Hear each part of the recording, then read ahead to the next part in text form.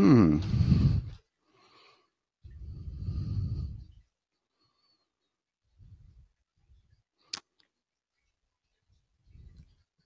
Can you hear me? I can't hear you. Hmm. Hang on.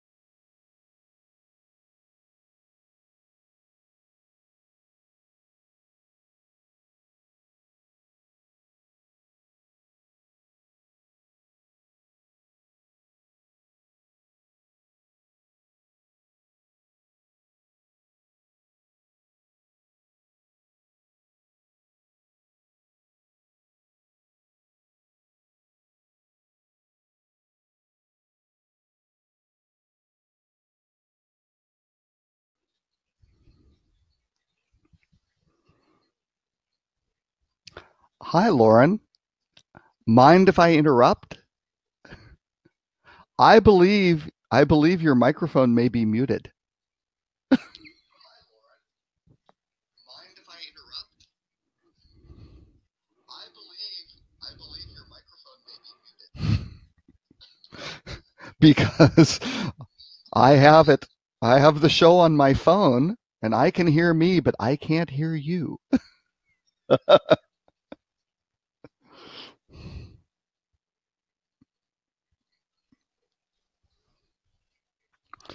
Boy, am I bad at reading lips.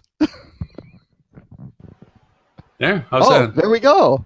That's so much better. So we've been doing Pantomime for this entire time. I wouldn't say we so much. Oh no, I'm bringing you in on this one. Oh no, I'm dragging you down with this one. For the past 5 minutes, we've been talking heads and nothing else, or I have, and it's Robert. That's bizarre. Actually, not technically. Well, I don't know. if it's kind of like if the tree falls in the forest and nobody's there, does it make a sound? I Still, don't know. No. I think it's more of if the man is right and in the middle of the forest, he makes the decision, is he still wrong? You know, that kind of thing. Oh. Where are we? We're going to get Schrodinger's cat here, so we should just stop. We should stop. Well, golly, if I was muted the entire time, welcome everyone to show number 122. We'll just cut that first part out. For anybody that's watching us live, sincerely apologize for the lack of audio. We're going for the full effect now with the audio included to this. They're probably going, this is the best show. This is great. Finally, Warren, they got it right on 122. We didn't have to listen to these guys. It's amazing. Hey, by the way, I have I was just talking to some people in Australia, and they watch our show. They're one of the people that watch the show on their time schedule after. That's the one who watches it. Excellent. Yes, that one, and also Singapore and also Shanghai. So I found out that we have international viewers. Every time you want to go over and be mean, then I'm just going to point out Singapore and go, ha, Singapore. Yeah. So there. Exactly. How are you today? I am doing okay. I went and I had a client, brand new client, and I said, no, guys, your money is no good. I have a commitment to work. Tim Peter, he always sells out to his clients and goes and works with them instead of talking to us. But no, I tell them. Who is this strange face? Who is this masked man? What is this? Face is the right way to say that, by the way. That's absolutely accurate. Were you just... Tim, you missed the first 5 minutes where Lauren had his mic muted. I wanted to change the show to a mime show.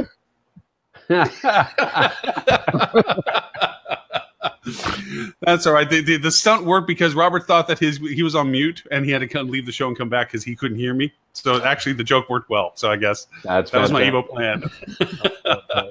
How are you, stranger? How have you been? I've been good. I've been a little crazy busy, but I've been really good. Things are excellent. I drove across this great country of ours last week. How was that? That was pretty great, actually. It was a lot of fun. Were these college visits? This is college move. This is daughter heading to Arizona, so heading to ASU probably. My in-laws live there. She's going to stay with them for a bit, see if she likes it, and then enroll in the fall for her senior year of college. So. Well, you can definitely. Holly could be a great sounding board for. You know. Oh yeah. So we figured, it'll be fun. We'll just drive across country. It was really great. I do have to tell you, this is a sign when you're getting older, right? Two things happened. One was every day getting out of the car was harder. Right? Every day I got out of the car more like, yeah. And the second is I don't like cruise control. I don't feel comfortable with really. Cruise. Yeah, especially when there's cars around and stuff like that. I just don't feel comfortable enough. Control freak. Absolutely true, by the way. Absolutely true. I'm a terrible passenger in cars. I had a horrible accident when I was about 22 or 23. And ever since then, I'm not a great passenger. I much prefer to be in control of the car. And so I don't love cruise control for the same reason, right? And what I discovered is if you don't use cruise control and you drive cross country and you're doing most of the driving, by the third or fourth day, your right knee starts to get unbelievably stiff. And welcome to today's edition of Old Man Talk, and our host today. Exactly. Actually, I'll tell a quick story. My wife in college was in a car accident. She went to school at Southern Mississippi in Hattiesburg, and of course they would make treks to New Orleans for weekend activities. And she had a little MG, cute little car. Yeah.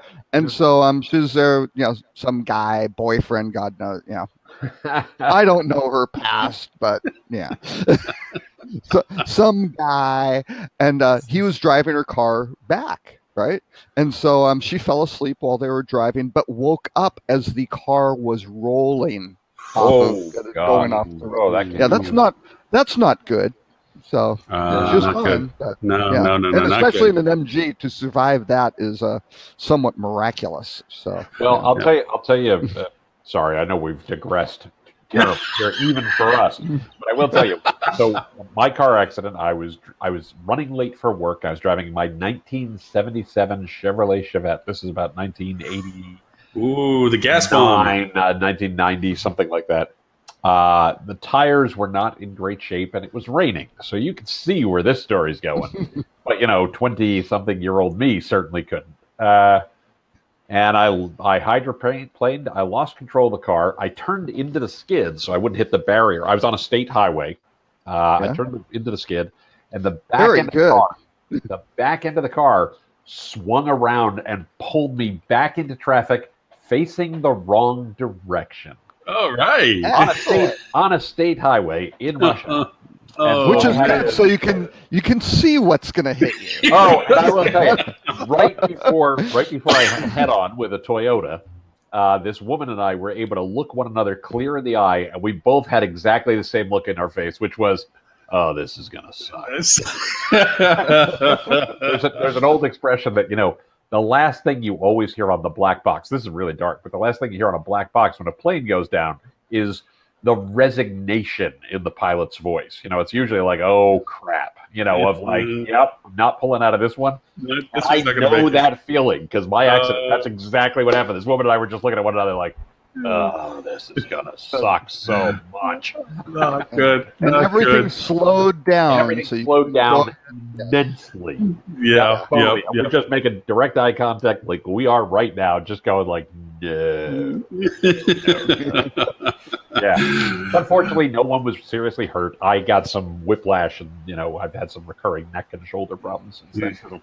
Because of course, I tensed up, which is always the right idea. But Tim's crack New Jersey lawyers made it the other person's fault and sued him for a fortune, right? Tony Bag of Donuts made sure that everything was fine. You know what you call three big guys with a club in a dark alley, don't you? That's your legal team. Yeah, it's a Newark, New Jersey lawsuit. No, sir.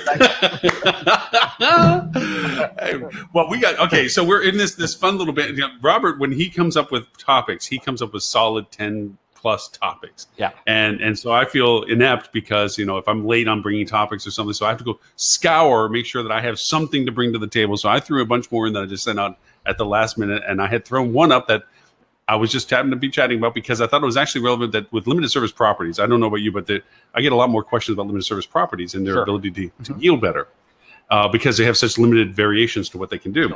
Sure. So there's a neat article out of T News that I'll grab the link for real quick. That was talking about the technology value to limited service properties. And I think the gist of the article that I enjoyed the most about was the fact that it was not so much about people's expectations with limited services being unrealistic as it was the fact that people's expectations of service in general are elevated because they feel that there's an awareness level that all hotels should have, regardless of the spectrum of services that they offer. There's still a standard of service that should be maintained. Sure. And the article went into a little bit about talking about how technology can help that, because on the operational side, as we all know, limited service properties are the leanest operated when it comes to a staffing perspective. Property type in our entire industry. I mean, the GM is also front desk by shift, also engineer by shift, also by housekeeping by shift, and so they don't have that option, big luxury of being lobby lizard and general ambassador to their property that comes out from the office, because usually their office is the front desk. Right, but they do have the opportunity to meet every guest checking in. Absolutely, and that's kind of exactly what's going on, which is a yes, and they're also their own salesperson, so they know the relationships of people that are organizing events with them and so forth. So that's kind of the thing that I thought was kind of interesting in the article, is it brought up that question mark. So I full disclosure, obviously you sent these out 20 minutes ago, so of course I've not read the article, so I'm not responding to the article specifically, more to the topic. Idea topic, yes. As you are aware, I grew up in select service. That was my introduction to the hospitality industry professionally, 17 years ago, right? And not having read the article, I would caution people who are in select service that don't look for tech to solve your problems first. Make sure you run the property correctly. Make sure you're service focused from the outset. people don't expect the Ritz. They don't expect the Four Seasons. What they do expect is consistency. What they do expect is to be treated like a human being. Yep. And then if you can use technology to augment that, now you're Right. really cooking with gas, right? Yep. Right. But start by just delivering on what you claim you're going to deliver on. Super 8 was one of my brands for a long time. Super 8's tagline when I started there, which is not a great marketing tagline, but it was a good value proposition for the property, was clean and friendly. Mhm. And it was something that they generally, it's franchise product, so obviously it wasn't 100%, but generally speaking, they did a really good job because the people who bought Super 8s, the people who ran Super 8s, the owners, the franchisees, understood that's what we were about, so they'd make sure there was always a fresh pot of hot coffee, they'd make sure there was always, they'd make sure there was always, a warm and friendly greeting for people, no matter who was manning the front desk, whether it was the owner, whether it was the owner's wife, whether it was the owner's kid. Right. Because let's be serious, that's who it was. Oh no, Right? and that's yeah. But it was great, and very, very good TripAdvisor scores, very good ratings and reviews, lots of repeat business in the sense of for people who might only stay once a year, but they might go back to the same property year after year. But you also had, the service level in some cases much better than 4-star, even 5-star hotels. I've said, Well, okay. Personalized. What people are doing. Hey, do you want to know what's going on in town or different things? Why are you here? And you had people who were just driving through who you'd see once in a lifetime. Yeah. That's it, and they'd be gone. Right. But then you also had salespeople who would be there 4 days a week. Or truck drivers. Yeah, who 14 come- times. or Yeah, come 14 through. times a Or year. cruise. I mean, or cruise. oh yeah. You'd have people but who are camped out for extended periods. Yeah. So. Yep. Now I have to say that, and this goes back to the first GM that I ever had the privilege of working for, who I still consider to be the best GM I ever worked with. And he would be walking around property. We do property inspection. This is a Holiday Inn. Yep. Now it's in that wonderful mid-range point that their expectations are mitigated based on the amenities that are offered. We were full service Holiday Inn, but he said, as he's going around and teaching me things, he's going over and says, "What do you think the impact is of trash on the floor with our hotel compared to the Ritz-Carlton, which is 2 blocks away?" And I said, "Well, it's trash on the floor, and it needs to be picked up." He says, "But no, it's not. It's not the same. It's completely different. The impact of expectation is that if they see trash on the floor with us, it's kind of like it's that place. But if they see trash on the floor at the Ritz-Carlton, it's like, they go downwards quickly. Where if they don't see trash on the floor for us, it's like, wow, this place is, it elevates the perspective of the property. Right. Greater impact with the perception of the property, the limited service properties in particular, that if it is, as you said, Tim, it is clean, it is efficient, there's fresh coffee, there's helpful service. There's that. It's like it goes beyond an expectation, which is so much more of an impact than falling behind expectations. Well, a lot of it is preconceived notions, right? So if somebody goes to the Ritz-Carlton and there's trash on the floor, most Ritz-Carlton guests would be, well, that's surprising. Yes, right? What is that all about? Right, that's not supposed to happen, right? Yeah. If you see trash on the floor of a select service property or a limited service property, it confirms what their worst fear was. I think your GM's point was brilliant because it just absolutely tells people, this is what I knew I was going to get. It's that place. That's terrible, as opposed to, wow, this place is kind of nice. True story. I think I'm well past the statute of limitations on this. We did a panel, where we went back to the same guests year after year. A fairly long-term study of people's perceptions of the brand and the like.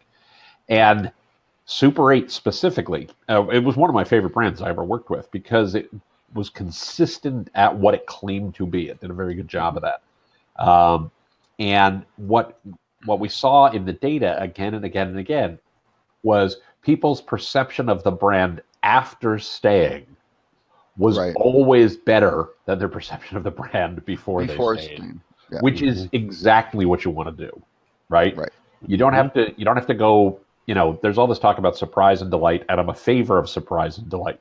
But all you really have to do is make sure you do what you say you're going to do consistently. And sometimes that's going to surprise and delight people right out of the gate, especially in that segment. Yep. And then it's all. Oh, go ahead, Robert. No, it's all preventing. From a process perspective, how do you avoid all these sorts of problems, and a lot of them are really easily avoided. It's like, mitigate the risk, and then you get to that baseline, and then you go, okay, now can we do little things to make things better? I used to run marketing for Journey's End, which is actually choices, now part of choice and things like that. But economy properties, very inexpensive to construct, good quality though. And we really wound up doing amazing things, because the guy who was the EVP of operations when I came in, from a luxury hotel group, he was very concerned that I was going to just blow apart the cost structure and do a whole bunch of stuff that didn't really materialize into positive guesses. And so first day on the job, he hauls me over to the front desk of the property that's neighboring the corporate headquarters, and he goes, okay, here's the deal, because they didn't have computers at the front desk, right? They had a cash register. That was it. And so, because they didn't have food and beverage, they didn't have all the stuff you had to do. So he goes, okay, I just want you to watch how long it takes somebody to check out here. And so they did have, at that point, they had call accounting systems where you got charged for local calls and some things like that. So they did have these little ticks. So, and it was one of these things where it was timed. If you picked up the phone and you let it ring for a minute, you got charged because it didn't really know if it was connected or not. It was not great technology. And that was a standard even for 4-star hotels at that time, right? Crappy technology. So the person comes in, just says hi and check out. Oh, wait, I didn't make those phone calls, sort of thing. The general manager goes in. Oh, that's no problem. Takes off $2, does it. That's it. Here's the total. Bump, rings them up, puts it on the side, and they're done. Next person. Thank you very much. And it took 30 seconds, max, to get the person checked out. They were happy. Everything was fine. And they said, oh, I'm sorry. You probably just hung on the phone and didn't connect. I know. It's, one of these things happens all the time. Not your fault. That's our fault. Good. And, no questions.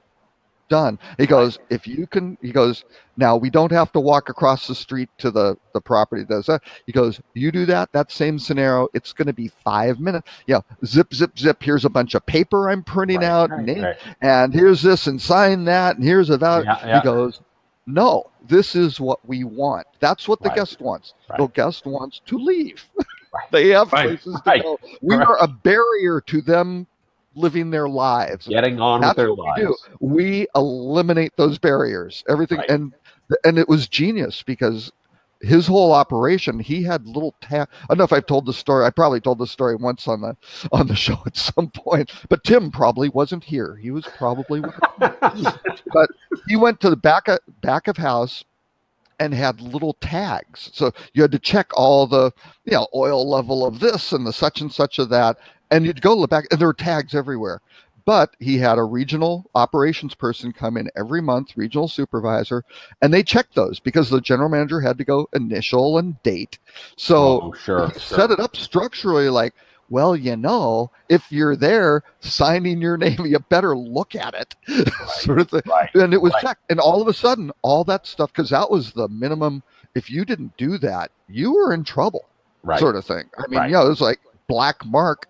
And all of a sudden, all that stuff, boom, maintenance problems didn't disappear, but I mean, virtually eliminated, because the stuff was getting checked on. And this is really sophisticated strategies. But this is a great point. This is a very good point, because it's, we often go to technology a lot of times before we have a process, right? If you have a good process, you can automate it. If you have a good process, you can, the technology can really improve what you're doing, make you more efficient, make you more effective. If you don't have a good process and you're looking for the technology to solve a problem, you might be putting your carts and your horses in the wrong order. For example, the check-in kiosk, which was always like, oh, let's send people over to a line where there's nobody there. They can do this stuff, and you could, especially the first version, you couldn't change your room. It just did. And then you had to walk over to the desk and wait in line with the other people who had gone to the kiosk to get your key, which just made no sense. You got to check in twice. I wish I had taken or had heard that advice years ago, because I was that technology solve a problem person for a while, where I was like, oh, you know what? We can't get the right person to do the right. Find it, fix it, and to the end, I have great things that tools and programs and so forth that are still great tools and things and so forth, but are not being used at the point that I thought I was acquiring them for, because as much as they solve something, it wasn't what I needed solved. Right. What I needed solved was exactly what you said. The process needs to be built. Right. And then you find where you can help and create the efficiencies within it. And, it's a lesson learned, because I was one of those people that when kiosks first were rolling out years ago, I'm like, oh, this is going to be great. This solves this. It didn't. It did exactly what you just said. It created a duplicity of problems because now it didn't work. Technology doesn't always work. This shows a testament to that. It wouldn't be the show if there was not a technical issue of some sort. But by the same token, we get to walk around and beat our chest, and we're on 4 different channels at the same time. So there's good, there's bad. But it doesn't mean you don't solve a problem first and then you streamline it with technology afterwards. Well, there was one of the problems I had in the market, because I had reservations and everything under me, was they used to have like a little dot matrix printer or something like that, which printed out the reservations. So every once in a while, you'd hear, a few times a day, it'd just dial out from the central reservation system. You hear the zit, zit, zit, zit, zit, zit, zit, zit, right, sort of thing. And so they got rid of that and they got a thermal one, right? Because it was distracting. They're just like, why? Why do you have this noise? It's annoys everybody, right? The guests, the staff, forget it. So they got a thermal printer. But they'd lose these one of the problems was every once in a while they'd be missing a reservation. They could find it, they'd call Central Res, and that was fine. But something got lost. So good. Well, boy, I had a genius idea. I kind of looked at so what do you do? Well, they're writing down all the, you got one of these things and they wrote it down in a little log, right? Next to the thing, right? Which was fun. And then I just looked at it and went, why don't we send a sequence number for that hotel? So when they see reservation number 2006, and the previous one was 2004, they can go, where's 2005? Maybe there's a reservation missing. I don't have that one. Yeah. So you're the old man in that analogy. Simple, yeah.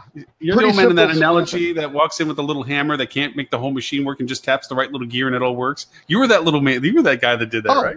Oh, yeah. I mean, over for that business. Well, I did that at Four Seasons too, right? I mean, it doesn't matter. I've done that my entire life. Is you just go in and you go, what's the problem? So they had a problem at Journey's End. And it didn't make sense. We ran the numbers. They were saturated with phone calls. The brand was so popular that they would just get massive call volume, and there wasn't occupancy to fulfill it. So there was kind of this trade-off of what are we going to do to go build out the switch and the staffing handle peak, and there's no ROI.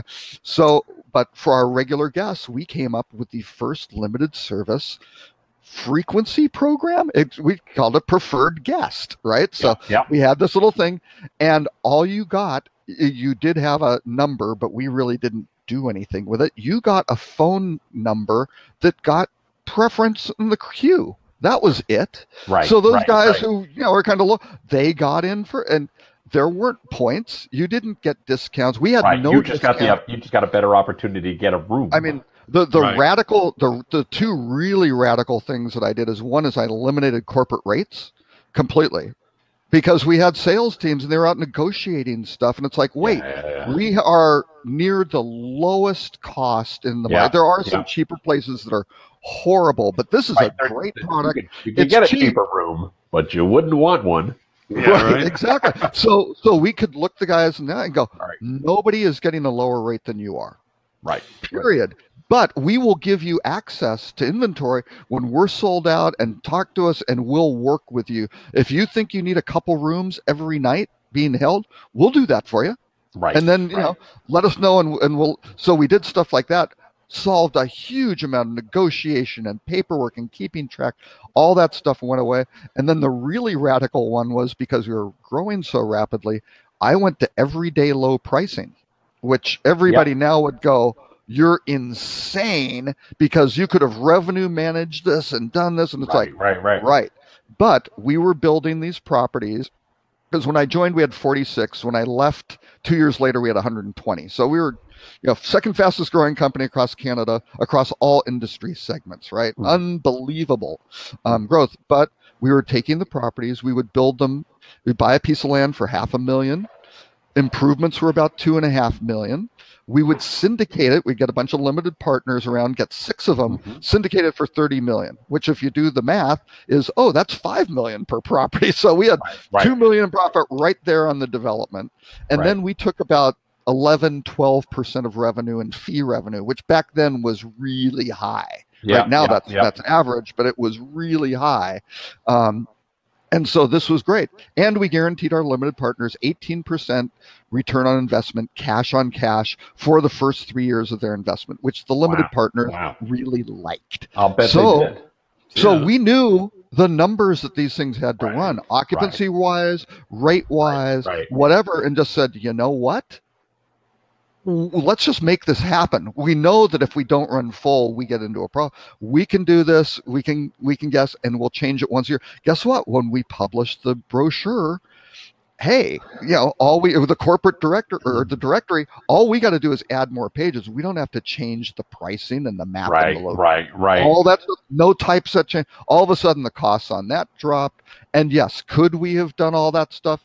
Maybe, but the processes and the technology and everything to go revenue manage that stuff probably would have eaten 70% of the some of the margin. Sure. Yeah, a huge amount of it. So yeah, probably not a long-term strategy, but for that growth trajectory and what would happen, we ran 90. I think in one August, which was our peak month, we ran 96% occupancy across the chain, and 30 properties had not existed 6 months before.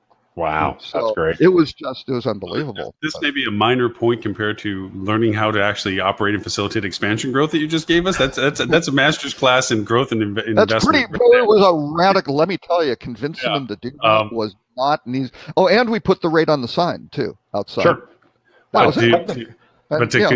Everybody knew. It was always the same, so they knew exactly what they were going to get. Well, that's where Super 8 came from. That's why it was Super 8. It was always $8.88. Yep. You were going to say. And talk about that margin increase, 33% higher than Motel 6. Right. That's by the way, there's a stronger relationship there than you may know. Yeah. Yes. No, I was just going to say that to conclude on a little bit of that one article, and I want to jump to another limited service conversation since we're in that space right now.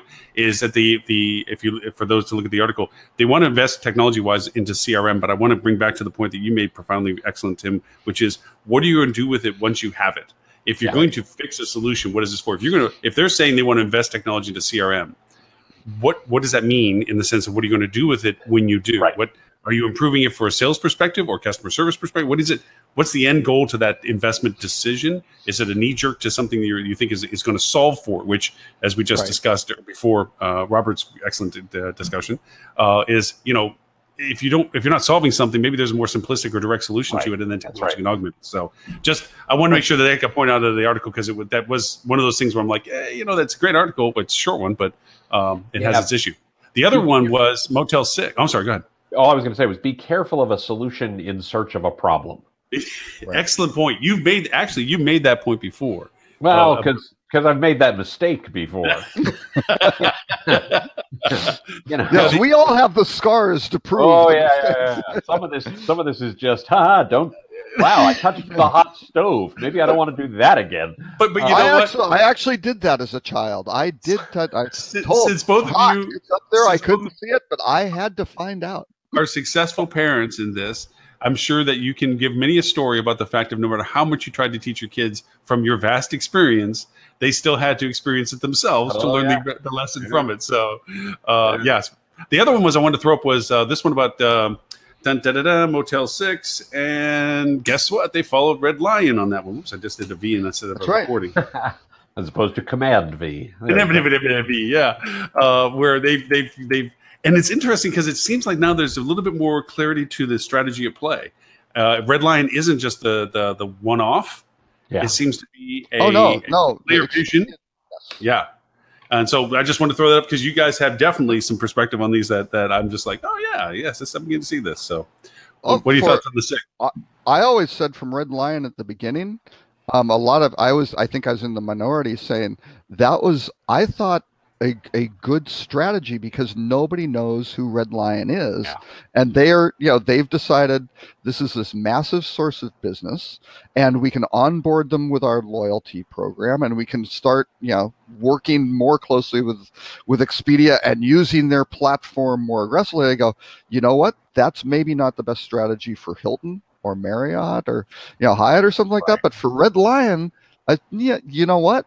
Yeah, that might work. Now, it might not. It might be the worst decision ever. But I could see really how they came across it. And for Motel 6, I kind of think that may be an opportunity, especially for them, because if they're working that aggressively with Expedia, who can generate and expand out a lot of their market where traditionally they haven't been, a lot of it's, walk-up business and things like that. Probably a much lower proportion of advanced reservations and things like that. They don't have a bunch of group space or anything like that. I mean, they don't have a lot of weddings. They don't have a lot of right. Heavy leisure orientation. There's Agencia out there too that can do some stuff on the corporate side. You kind of go, do they want to go build out their own loyalty program and all this stuff? Maybe not. And they're inexpensive, which is a great price point. So how can they work together with Expedia? I think that may make sense for them. Now, the best and the biggest thing is, I think whenever the next downturn happens, hopefully, now this is where maybe the risk is, I would think Expedia would hopefully stand by those guys and really help them. Because they've been a good, strong, long-term supporter during these peak times. And if Expedia goes and plays the cut and run and just you got screwed type thing, then shame on them. But I think if they kind of stand by what the deal's supposed to be about, that makes a lot of sense. Yeah, I don't know the specifics of the deal, obviously, right? I don't think any of us do. I have argued for years that you should use OTAs to do the things that you can't do better on your own. Right. And if this is a case where Expedia can provide them a service, can provide them something that they could not do themselves naturally, then it might be okay. I would always caution them. Anytime you enter into negotiation with an OTA, especially on a larger strategic agreement like this, you should approach them the way that a male Black Widow spider approaches a female Black Widow spider. There's probably benefit to you, but you might end up getting your head beat off, right? So you might lose it all, Yeah. Yep. So, but as long as they've done that, and I know some folks at G6, they're pretty smart folks. I'm pretty sure they've looked at this the right way. I'm not giddy. I'm not jumping up and down and going, this was the best idea ever. These guys are geniuses. I'm also like, these guys are morons. They should not have done, I think they probably made a good decision for their needs, based on the needs of their franchise base, based on the needs of where they're getting the room inventory, based on their needs of where they can invest realistically. So it's probably a smart play. If everybody started doing it, I think that would be a really big problem. Right. Yeah. Do you think there's another domino? Expedia would love that. So. Do you think there's another domino? What do you think? There's a way to see that there might be another domino to fall for this? That there's another candidate potential who comes after them, or in terms of no, just the next Motel 6, the next Red Lion. That is it. Who do you think might be in the queue of? That doesn't seem like a bad idea. Let's do that too. I mean, do you see any sort of brand? Because it has to be to scale. It can't be just a hotel deciding to play with them. It's going to be a North American centric brand, probably. Mm-hmm. Someone who's maybe regional or in a strata where like they don't, or somebody like that, or like a maybe Magnuson. I don't know. Yeah, I wouldn't see them necessarily do. I don't know. Yeah. There may be some. I would think if there was somebody who was going to do it, it might be. I would actually. While I can see Robert's point, I could also see it being somebody outside the U.S. Maybe somebody in Latin America who gets inbound business from the inbound US. Business from the United States, or gets inbound business from a market where Expedia is particularly strong. And they basically are using them as essentially a sales office, if you want to think about it that way, right?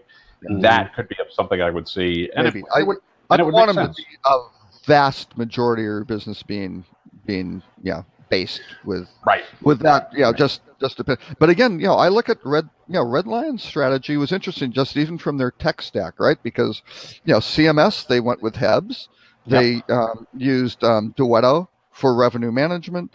They used Serenata for CRM and SHR for the Res platform, and then got those groups to work together, closely to do the stuff that they needed, which was great. They didn't have to go build all that junk on their own because they don't have the scale and the and the fee revenue to go support that. So they got vendors to be able to do it, and that that was a pretty good symbiotic relationship, I think, to do it. So I think they've done a good job, because again, when you get into that thing, especially because Red Lion then acquired Vantage, they went from 100 properties to 1,100 properties, right.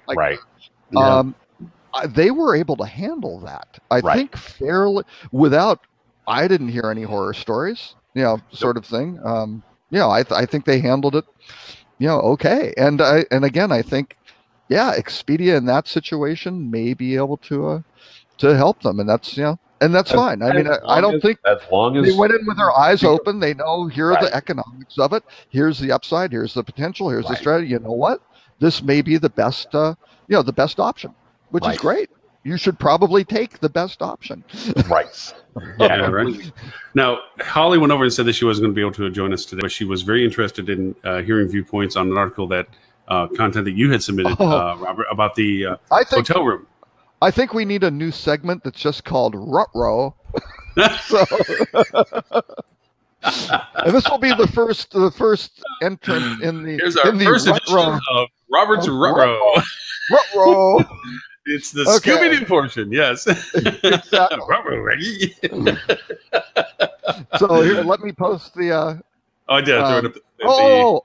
You did the connected room. I'm sorry. That wasn't the Rut-Row. Oh no, that's okay. We can talk about the Hilton connected room first. We can deal with Rut-Row later.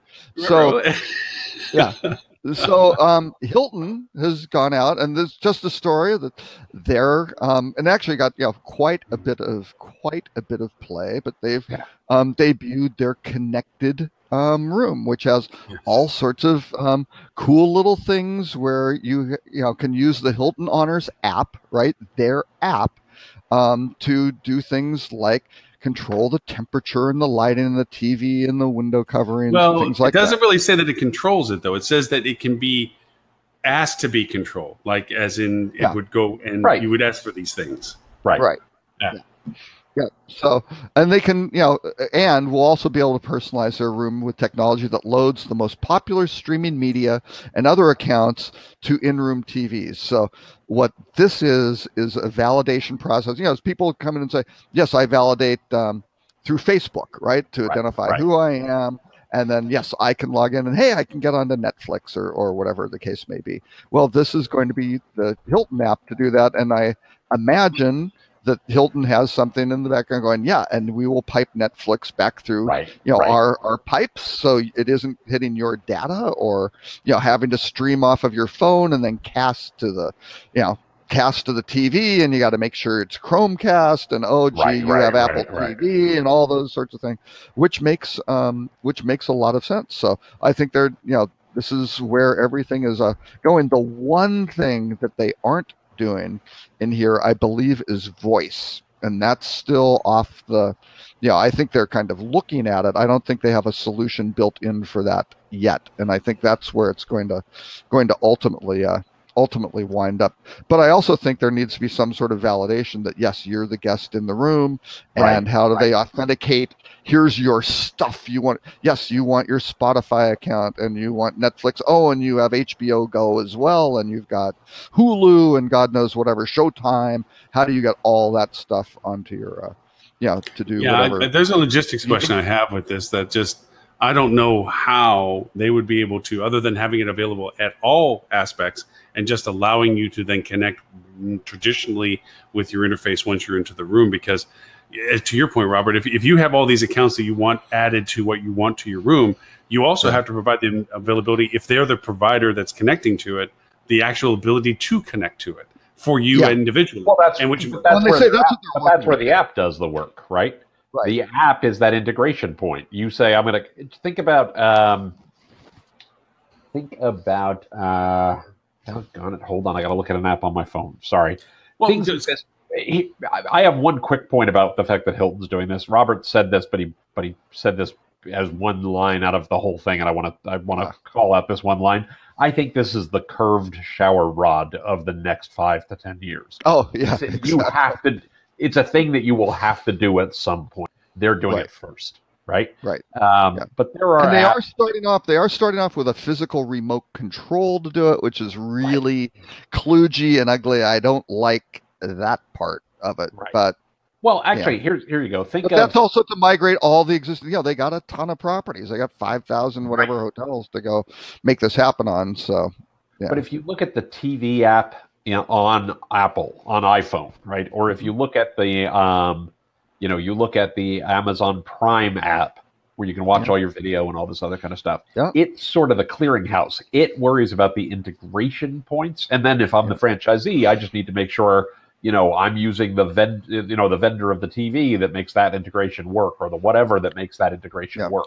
So you're saying, you're saying that when I'm on the Hilton app and I want to be able to have access to my Netflix account. So on the Hilton app, I'll go through the process on the Hilton app to connect my Netflix account availability to the Hilton app. That's so that correct. when I do travel, it may be just when you register on the Hilton app, right? And then you say, hey, do you want to connect? It's just like connecting your social media accounts, or you think about like paying with PayPal, right? Think about all the apps where you say, hey, I want to pay with PayPal, and it says, great, we're gonna bounce you over to that app, you're gonna authenticate, and then we're gonna bounce you back here, and it just works. I mean, that I see the logistic solution for. That I see, and because that's why I think their app is going to do the same thing. It's going to be, okay, great, you want Netflix? Cool. Tap here, it will take you over to the app. You'll say good, and then it will bounce you back, and then you'll be watching Netflix on whatever screen they happen to have in the room.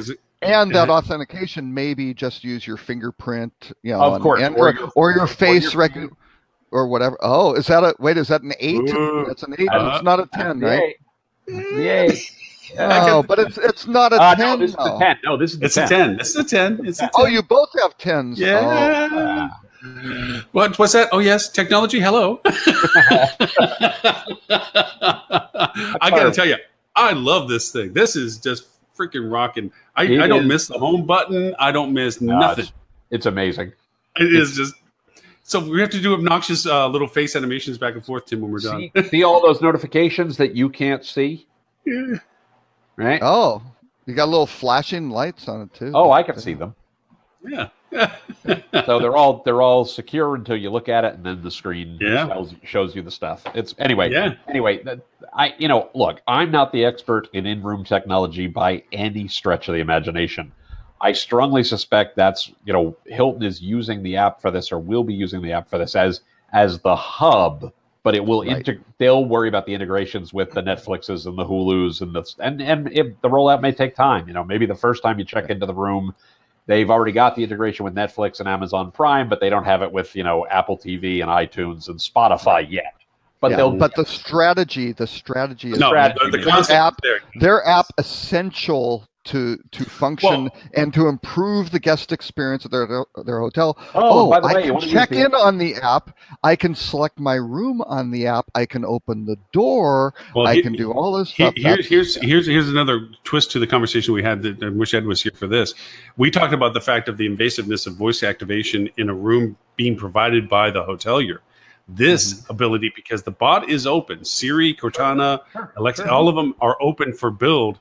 Hilton could use their interface of their own phone as a method of control without having to surrender the security issues of them retaining that information, because they're using their voice activation on their own phone.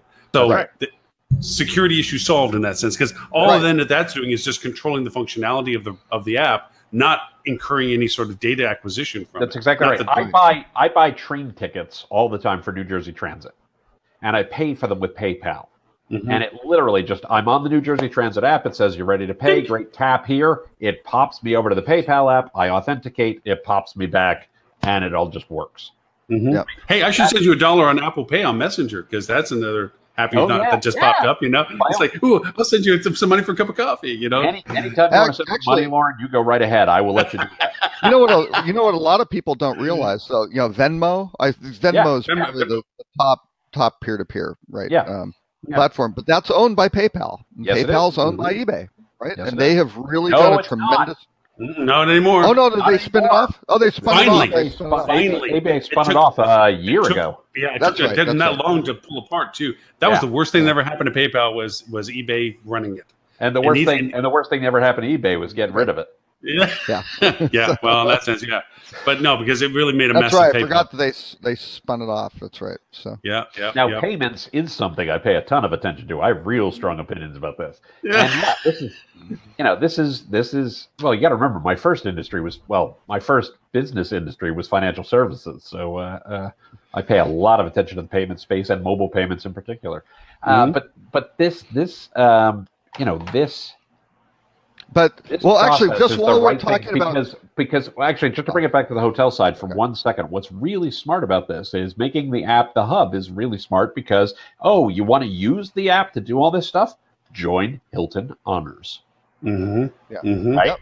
So you're also providing value at that point. You're providing value. Exactly. Here now you have a really good reason to join Hilton Honors because then you can use the app and control all the stuff in the room. And at some point, I think we're a ways from this, but at some point, you'll be able to set your preferences. So when you walk into the room, it will just preset the temperature to what you want it, and turn the music to the station because you like.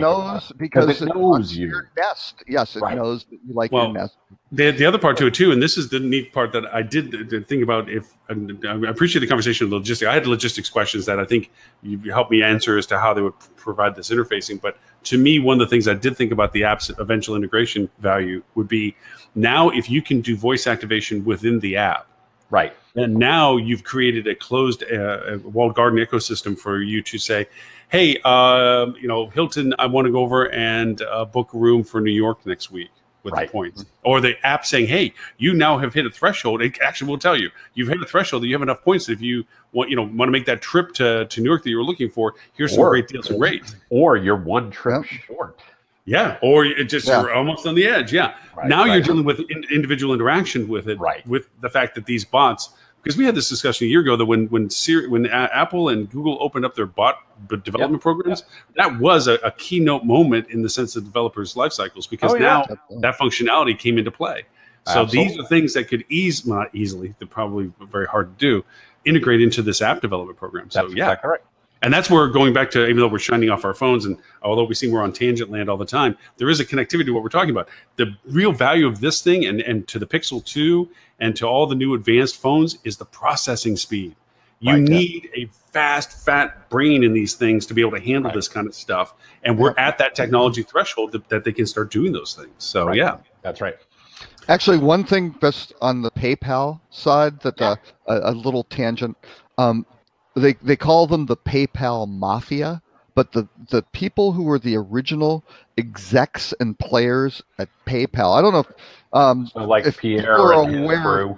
Yeah, well, well, Peter Thiel, right? Yeah. Who's Well, no, Peter Thiel. I'm talking about Pierre Almador. Oh yeah, Pierre. Oh, that was eBay, right? Wasn't he? Was Almador paper? I think Almador was. Now I'm mistaken. Hold on. Okay. Anyway, but at PayPal, Peter Thiel, who is, I think he's CEO of Palantir or whatever. But anyway, Facebook did all sorts of other things. There, Elon Musk, right? Was involved there.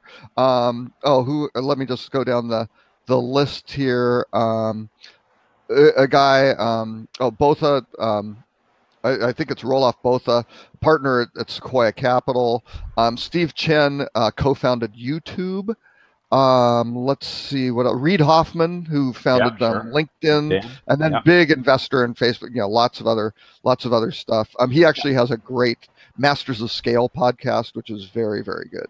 Let's see. More YouTube. What were some of the? There's some other ones. Dave McClure, who started 500 Startups. Sure. Let's see, the guys who started, Russell Simmons and Jeremy Stoppelman, who started Yelp. Guy who was became CEO, Vishen Wong, who became CEO of Reddit. I mean, all sorts of things have all started from that initial kind of PayPal team early on, which is pretty incredible. Similar in the travel space, kind of that original Expedia team, right? Where you had Rich Barton and Eric Blatchford and all those folks, and all of a sudden you're like, oh, they acquired whatchamacallit, Hotwire, and then I'm forgetting his name, who's now the CEO of Zillow. He came through kind of the Hotwire, through the Hotwire channel. And Barton was a big investor in it. But they're just Simon Breakwell, all these kind of former Microsofties who are all there. Same sort of thing. They had an incredible team that started the group, dominate a sector, and then have gone out and developed a ton of other stuff. Yeah, pretty cool stuff. So. Throwing out some shotgun stuff of just some quick topic pop of things. This one article I threw up is why travel brands need to be present across the end-to-end journey. I caught my eye this week as a Skift article, not because it's Skift and we can pick on them, but actually they're getting better, is the fact that it is a perspective shift from most marketing strategies. I was working with writing an article about why is digital marketing so hard, or marketing so hard for hospitality people. And I came across eventually from talking with people that it's the perspective of thinking that they have to be at the right place at the right time with the right message. When in fact, as this article kind of points out, it's not so much the sequential being at the right moment for the transaction as it is going through the entire process journey with the consumer from end to end, using what resources you need, OTA relationships for the higher funnel and so forth and so on, so that you're an ever-present awareness that they have of your opportunity for them. And so it's a modem shift as to that, because if you look at it trying to figure out where to be at the right time, you go crazy with the diversification and choices to make, where if you just know that you have to hold their hand through the whole process, it then turns back into a hospitality relationship. What can I do to help you through this process? So I threw that up as a quick thing. And tour operators have been all over that for about 10 years, right? Trying to really figure out how because that's how they make their money, right? Hey, we've got to not just sell this little portion of it. Yes, sell them the air, sell them the hotel. Hey, can we get transfers in there? Hey, can we get activities? Can we get all these things? And how do you really handle that entire end-to-end process? And the hotels have been slow, and the airlines have been slow on doing that. So, one other thing that I had, which was Alexa for Business, right? Which is they announced last week. Whoops, let me get into the note here. There we go.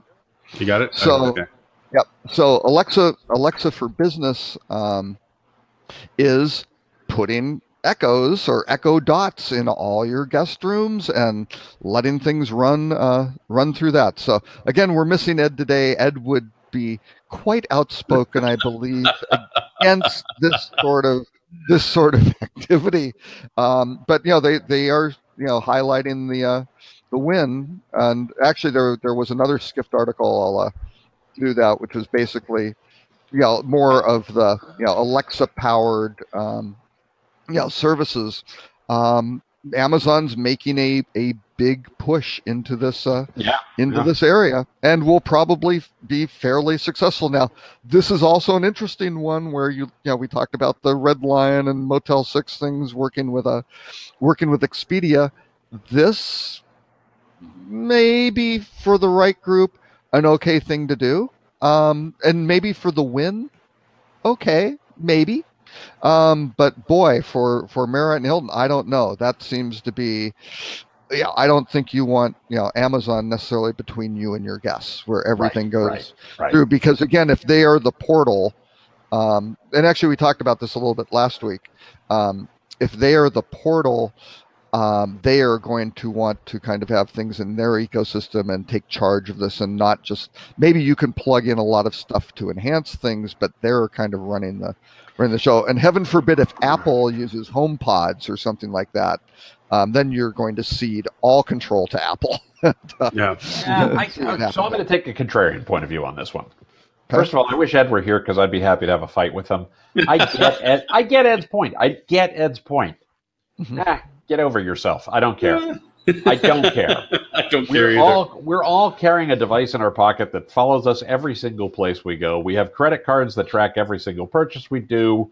These things have microphones and cameras and all. We're wearing stuff that tells us our heart rate and our walking rate and everything else. Look, I believe people have a right to privacy, and then we choose to buy devices that simply remove it from our life. So the reality is, is there risk there? Of course there's risk. Also, you could stay in your home and sit in the corner and never go anywhere. I just don't want to be a jerk about this, because obviously there are very serious risks that we need to be conscious of. We need to be able to hold these companies accountable to not screw consumers and things along those lines. But the Panopticon already exists, so I don't know that I'd spend a lot of time stressing over whose device happens to be in which hotel room. I look at the big question. I look at the big question being if it's an Apple HomePod, and you look at some of the fights that are going on now with taking different content off of this, and blocking YouTube from Amazon. Google and Amazon are going at it right now, sort of thing. But I think the hotel has to figure out how to stay clear of that stuff, because ultimately for the hotel, you want the person to come in and go, "Hey, you're an Apple Siri person.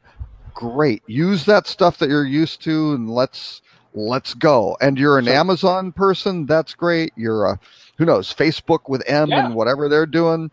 That you're a Google person, great. We accept all people.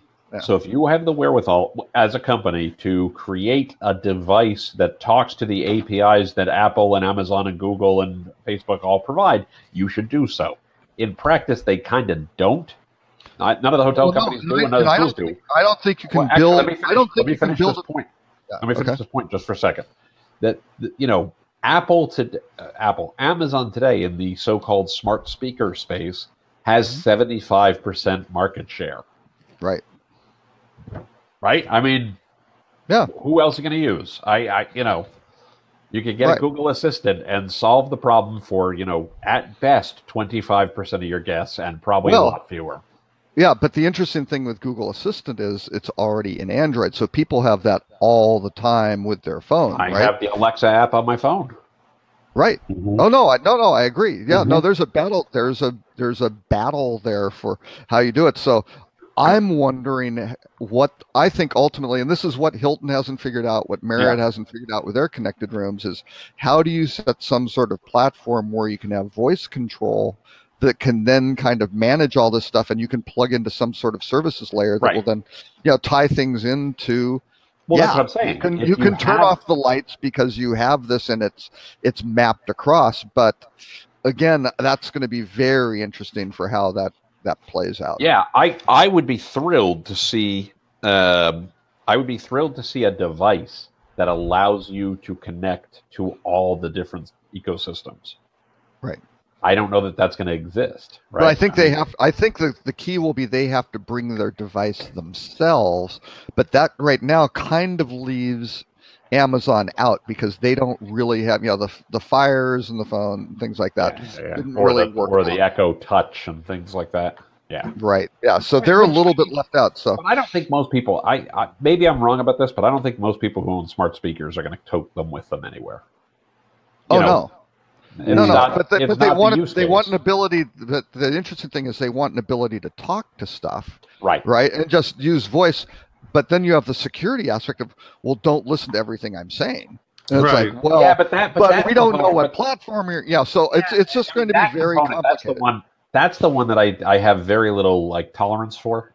And I mean, I'll be honest. I'm being I'm staking out a jerky position, and I'm sure there are people who will disagree with me vehemently about this. The reality is you're carrying a phone that's listening to you all the time. I mean, Oh, right. Oh, no. But you've sold your soul to that phone. And that but the question is, you haven't necessarily sold your soul to the hotel companies.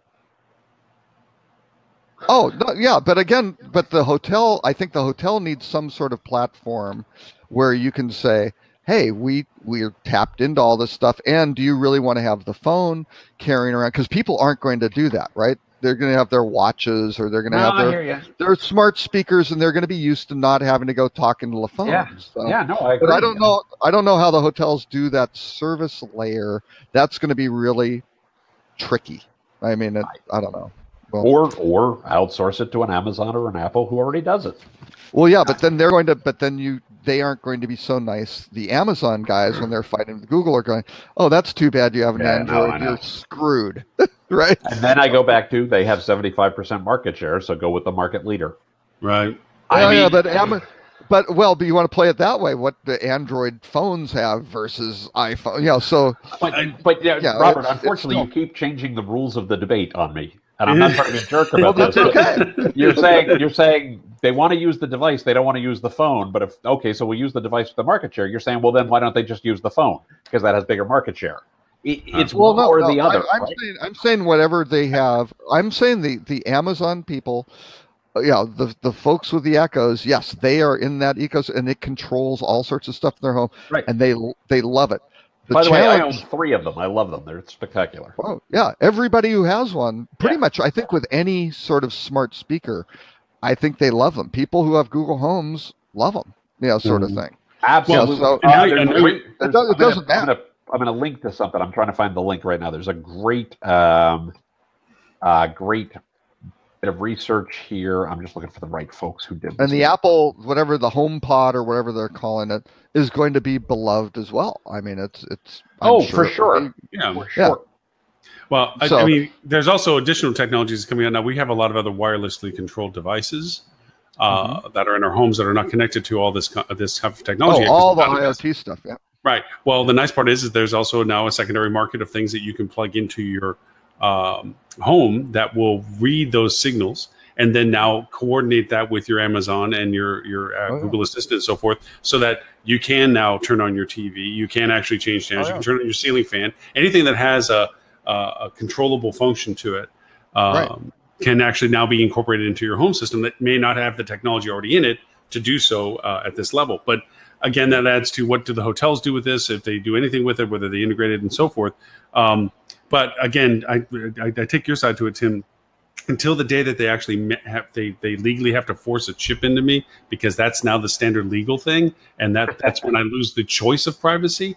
But nobody's forcing a chip into you. You're going to want a chip in. Right. But that's the thing. Get chips. Right. But that's the thing, is that when it's not a matter of choice of privacy, it's a matter of choice of convenience we're actually making. Because I can still buy a dumb phone and not have any tracking abilities to it and so forth, except for, they'll know what cell tower I'm on, because that's the technology that needs to get used for the phone to work. Right. I can still go camping in the middle of the woods and still people don't have to connect with me. But when that gets taken away, that those options don't exist, and I have to be a part of the system to that level, then I say that we're having a privacy decision. But there's a Supreme Court case right now on, can your location with cell towers be used in a criminal thing? I think they had, were they bank robbers or something like, I don't know. Yeah. Some guy, they think they were robbing banks. And so they picked up their, hey, you were on these cell towers, you were always here when these banks were, but they didn't need a, they didn't need to get any sort of warrant to go do that. So all this stuff is really, really new. Oh yeah. I'm gonna make a bold prediction way outside of my swim lane and way outside of my, way above my pay grade. I think the Supreme Court's going to slap that down. I really do. What? Oh, in terms of what? They've been pretty consistent in their views on unreasonable search and seizure. That. And I want to be really clear. I'm going to make a bold prediction that I'm by no means qualified to make, and I'm going to make it anyway, which is, Justice Peter, how do you rule?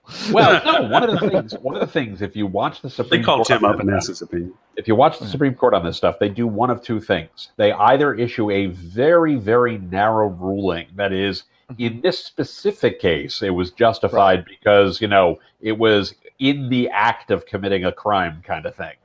And in every other case, you need a warrant.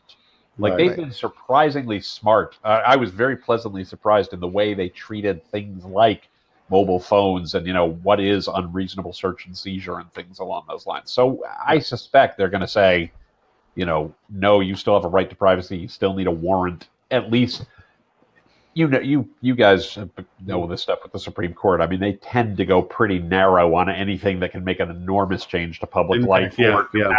or to how the constitutional amendments are viewed. Yeah.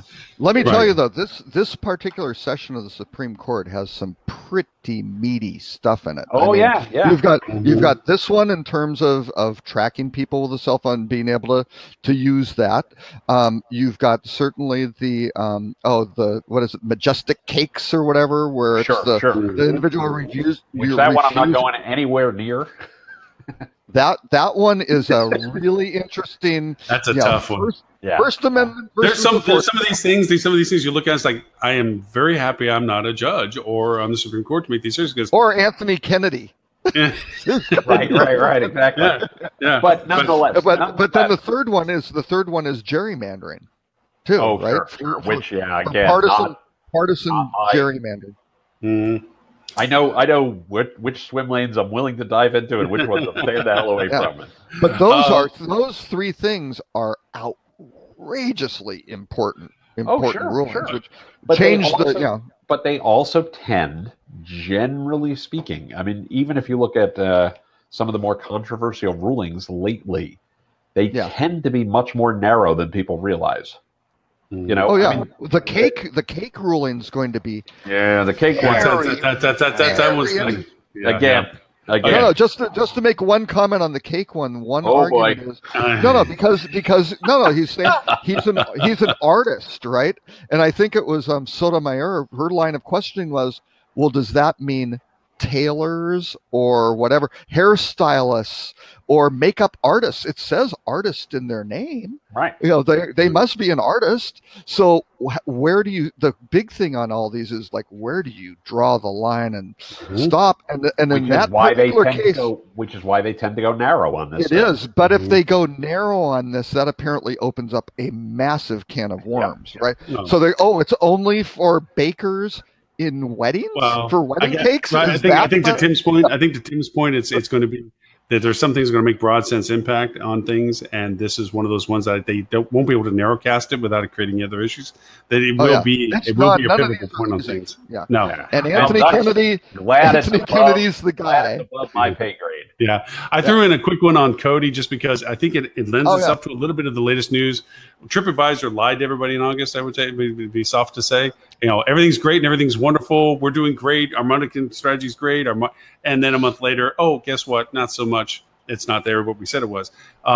Because of that, and the reason why I bring up TripAdvisor in the context of Cody is TripAdvisor, of course, with their metasearch platform and getting access to it and its value proposition and so forth. This was an interesting pickup of Cody going in, picking up only the portion from Criteo that was related to hospitality from their right. Oh gosh, my mind just won't. I got to look at the article. Criteo dumped that because they are very, very focused on retail. They don't care about anything else. Yeah. And the HookLogic platform, I've never been a fan of the HookLogic platform because it is very convoluted, real pain in the ass to work with. Even with the changes and improvements they've done to it, it's still a bear to work with. It's very UI, anti-UI in that sense. So I hope Cody can make sense because I really respect Cody. They've simplified their dashboard and their user experience to being really good and usable. So I think this is a really good thing. I think that the combination of the two of them are really, really good. I think there's some very smart people working at Cody. And I think that they're really going to elevate the usability of metasearch space because of this. Yeah. And I think that Cody, just on the other side, I think was voted, I think it was like the best company they're based in Fort Worth. Voted like the best company to work for in Fort Worth and stuff like that. So they're doing a great job on all sides of it. Yep. I'll throw in another quick one with this. This is the one that was about it seems small. Google does this little soft announcement kind of stuff, but rolling out the hotel price slider in the box so that now it's not just a unique function, it's a standard function. I think that has I think it has a chance to leave a pretty good footprint on usability. Everything Google's doing is changing. The whole hotel tech stack is getting upgraded, and they're migrating all the hotel price ads into the AdWords. Not an OTA. Yeah, they aren't. You said that with a straight face, Tim. That was good. I mean, you kind of pulled off camera when you had, but you did this. You did for the time you said it. You said straight faced. But they aren't an OTA. They're an ad platform. They're a publisher and an ad platform, sort of thing. Okay. Sure. But the question is, what is the difference between an Correct. OTA and that? Correct. That's Well, what- Europe is trying to figure that one out, right? Well, no, but I think that's an important. But they sell stuff on Google through OTAs. They have the best business, but they've got no liability for anything. It's all it's somebody else's. Anything goes wrong, you need to make changes. You work with them because we just we sent you to them, and that's it. Yeah, we're just the advertising guys. I have said for years, probably the smartest insight I've ever come up with, and now it's something that people know and take for granted, I think, but it 14 years ago or whenever it was, I don't think this was common, a common viewpoint, is the difference between marketing and distribution online is one click, at which point it is functionally irrelevant. I mean, realistically, we need to be thinking about these channels in terms of how they fit into our overall distribution strategy, how they fit from a cost perspective, who's taking a bite of the apple before it passes over to you. So there are many mouths to feed. There are many mouths to feed, and this is just one more, and just or just another way for it to take another bite of the apple. And that's neither bad nor good. It is, and you have to figure out whether or not it makes sense in your specific case. But from a business or hire strategy, consultants who can help you sort that out. Yeah. But the interesting thing is that don't say that. We're already too busy. We're too busy. No, don't say that. Don't say that. Never too busy. Never too busy. Never too busy. Additional people. That's true. But the challenge is when you look at the deployment of human capital, you start looking at the hotel property. They got a lot of people because they got to deliver the service. The hotel brands, not as much. That's kind of more profitable and things like that. But they still have a bunch of stuff they have to do. OTAs, not so much. They're just focused on kind of this one part. They're very, very efficient with that. And then you go to Google and go, wow. Well, actually, I take issue with that statement. Take issue is the wrong word. I would challenge that statement when you talk about the OTAs and they're only focused on one thing. Look at all the different parts of the value chain that they are starting. No, I agree. So, but it's all pure, pretty much pure tech play, do it yourself on board. It is self-service sort of thing where the brands are not set up on self-service so well. Right. No, they're actually contrarian to it. They're the ones saying that they can't do it because they're incapable of doing it. We're going to do it for you. And the key is, how do you get? I would take a different spin on that, Lauren. Okay. I would take a different spin on that. They're not necessarily saying you can't do it. They're saying, why should you have to? We are providing a value to you. Absolutely. And so you can use us to do that for you.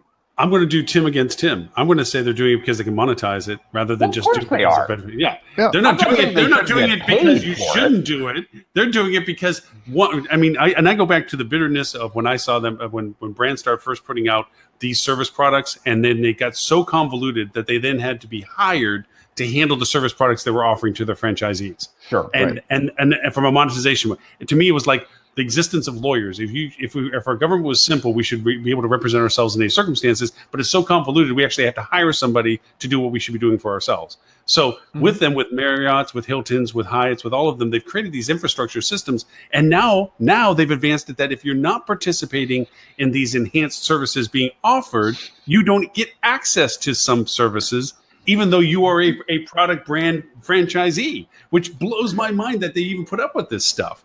That if you're not paying for their enhanced services, you don't, either you have access or you're on the low end of the list to get access to it. After everybody else on the list gets to it, can you give me a specific example? I'm not disagreeing with you. I just want to make sure I want to make sure before I beat you up, beat you up about the right thing. I'm going to yank Marriott out of the hat of happiness here, okay? And I'm going to go over and yank them out with their digital marketing services and their regional product services. That when they do regional campaigning, if you're not in their enhanced services, you don't even get an option for space availability in their regional programs. Period. Sure. Okay. But the regional thing is an optional service altogether. No, it never was. It was made that way. It used to be that any regional activities were available to everyone within that region. As a matter of fact, it originally started. Yeah, it originally started that. Yes. Wow. They added that. Yeah. They actually wanted it. They tried to round robin it so it always was even, that everybody, regardless of their tiered product had an Right. option availability in their regional programming. Then they segmented it to brand flavors. Then they segmented to prioritization of destination market types. Then they went over the services, and then the services would facilitate your inclusion to it. Okay, then they so mandated you're automatically included. How do they pay for it? Huh? And what, if they give it to you for free, why should they pay for it? Well, now all of a sudden you have to pay for it. Now Well, right. you. See, I grew up in a place where it Right. was always a paid thing, where it was always optional and it was always paid. Yeah. See, this was it was brought Which, in. by the way, was a stupid program. I actually think that's a dumb way to do it. Right. Yeah. You should either make it mandatory and paid, or Right. or don't Well, do it. See, they first started where they were asking for people to participate, Which is They couldn't kind of get where them. they're going. Right. Yeah. So then they flipped it around that you were automatically included with it unless you indicated an option out from it, because they needed to. They were getting consistency issues of the program because they weren't getting enough inclusion. Right. Right. So then they made it where it was everyone was in unless you opted out, and they would just pick something for you. Then they offered the services enhancements, and then from the service enhancement, they said, "Look, since we were doing the service enhancements, we're going to. That's a part of the program that we're going to service for you. We're going to put you in there and do all this for you." Then it turned into you can't get into it unless you're in the services program, and then now it just that's the example at best I can give you is that is one example of it. So let me give you my counter to that, and it's not about Marriott specifically. It's about I'm going to take it more broadly to regional marketing, right? If you're going to do regional marketing, you should either do it for all the hotels in the region, or you shouldn't do it for any. Because when you're talking about a consistency and things along those lines, if I'm, this is the thing that drives me nuts. Okay, I'm going to get out my soapbox for just a second. Soapbox. Well, here's the thing. Does a guest give a good goddamn whether you are a franchise property or not? Not a speck. No. Yeah, they don't even And know. if there's a program and I show up and I'm a guest and I say, hey, I want this program that you offer, this great rates across the nation. I'm completely making something up here, right? Oh, we don't participate in that. Well, are you a Marriott or are you not? Are you a Wyndham or are you not? Are you a Days Inn or are you, right? No. Mm-hmm. Yeah. When we talk about brand, one of the things that makes a brand, or one of the things that should make a brand is consistency, right? It's the old David Ogilvy, a brand is a promise. You've made me a promise. This is something that's available to me. I show up. I don't have it. You've just broken your promise. So if you're doing regional marketing, it should be done for all the properties in the region. And if the only way they can pay for it is that they have to charge the properties to be in it, I understand why that's a problem. I completely understand why that's a problem. I especially understand why it's a problem if they didn't used to charge you and now they do. But the flip side is, if it's a regional thing, either all the properties are in it or there's no point in doing it because you're just going to create confusion for the guests. So, I'm sympathetic to the ownership in terms of the fact that fees are going up. That is a fact. That's absolutely a fact.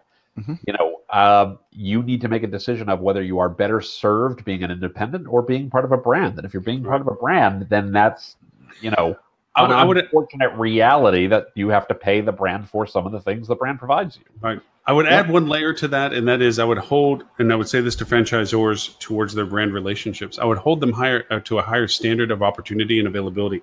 The brand is supposed to be able to bring to market higher level thinking and higher level service options compared to those that can be provided at a more singular level. Yeah, sure. Because they have the skill, they have the bandwidth and the skills and the resources to do so. And I would add to what you said that if you're going to do a brand offering, do it for all brands represented in the market. I would say that with the caveat being that now we have the capacity, the capability, all properties within a brand. I want to make sure we're saying the same all thing. Properties within, yes, all properties within the brand. Marriott should do it, or 4 Points should do it. 4 Points. Sorry, Courtyard should do it.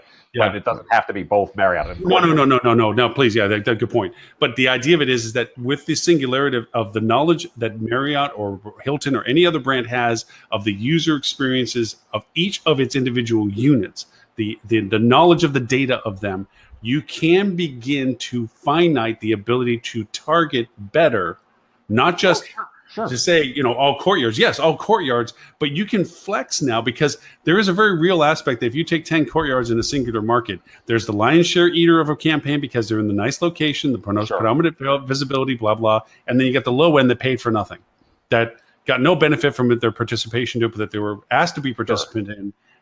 But you can diversify the message so that it can actually augment the opportunity of that low end person. depending on what you're saying, I don't know if I agree or not. I want to be really clear about this.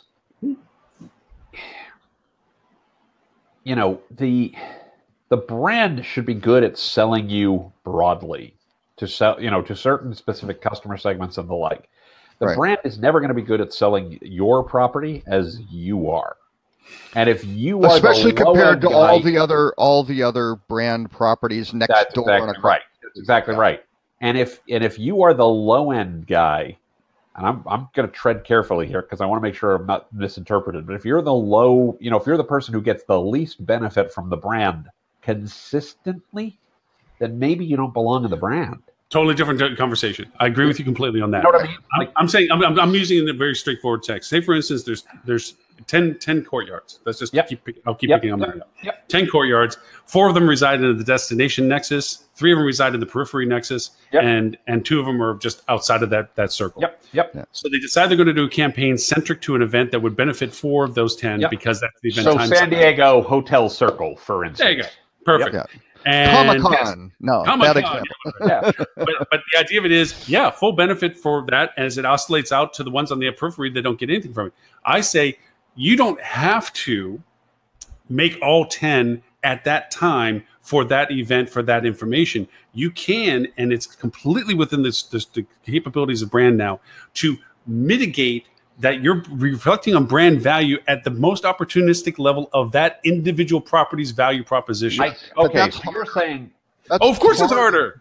They don't want to do it, but generally speaking, not to malign the brands, they don't like harder. They like easier. But they have the capacity, the capability. That's what I'm saying. That easier is more profitable. But here's the thing, right? Here's the thing. If your property X, you know, you're on the outskirts, right? And you know, let's say it's Comic-Con. Let's just use that. You got the Comic-Con rate or something along those lines. And property X, you know, who's the furthest one from the convention center and everything else. Hey, Stuart. Hey, guys. We had him at Comic-Con. We had him at Comic-Con. He was listening. Actually, fast question, Tim. Are you dropping off at noon? I am. So I'm only gonna.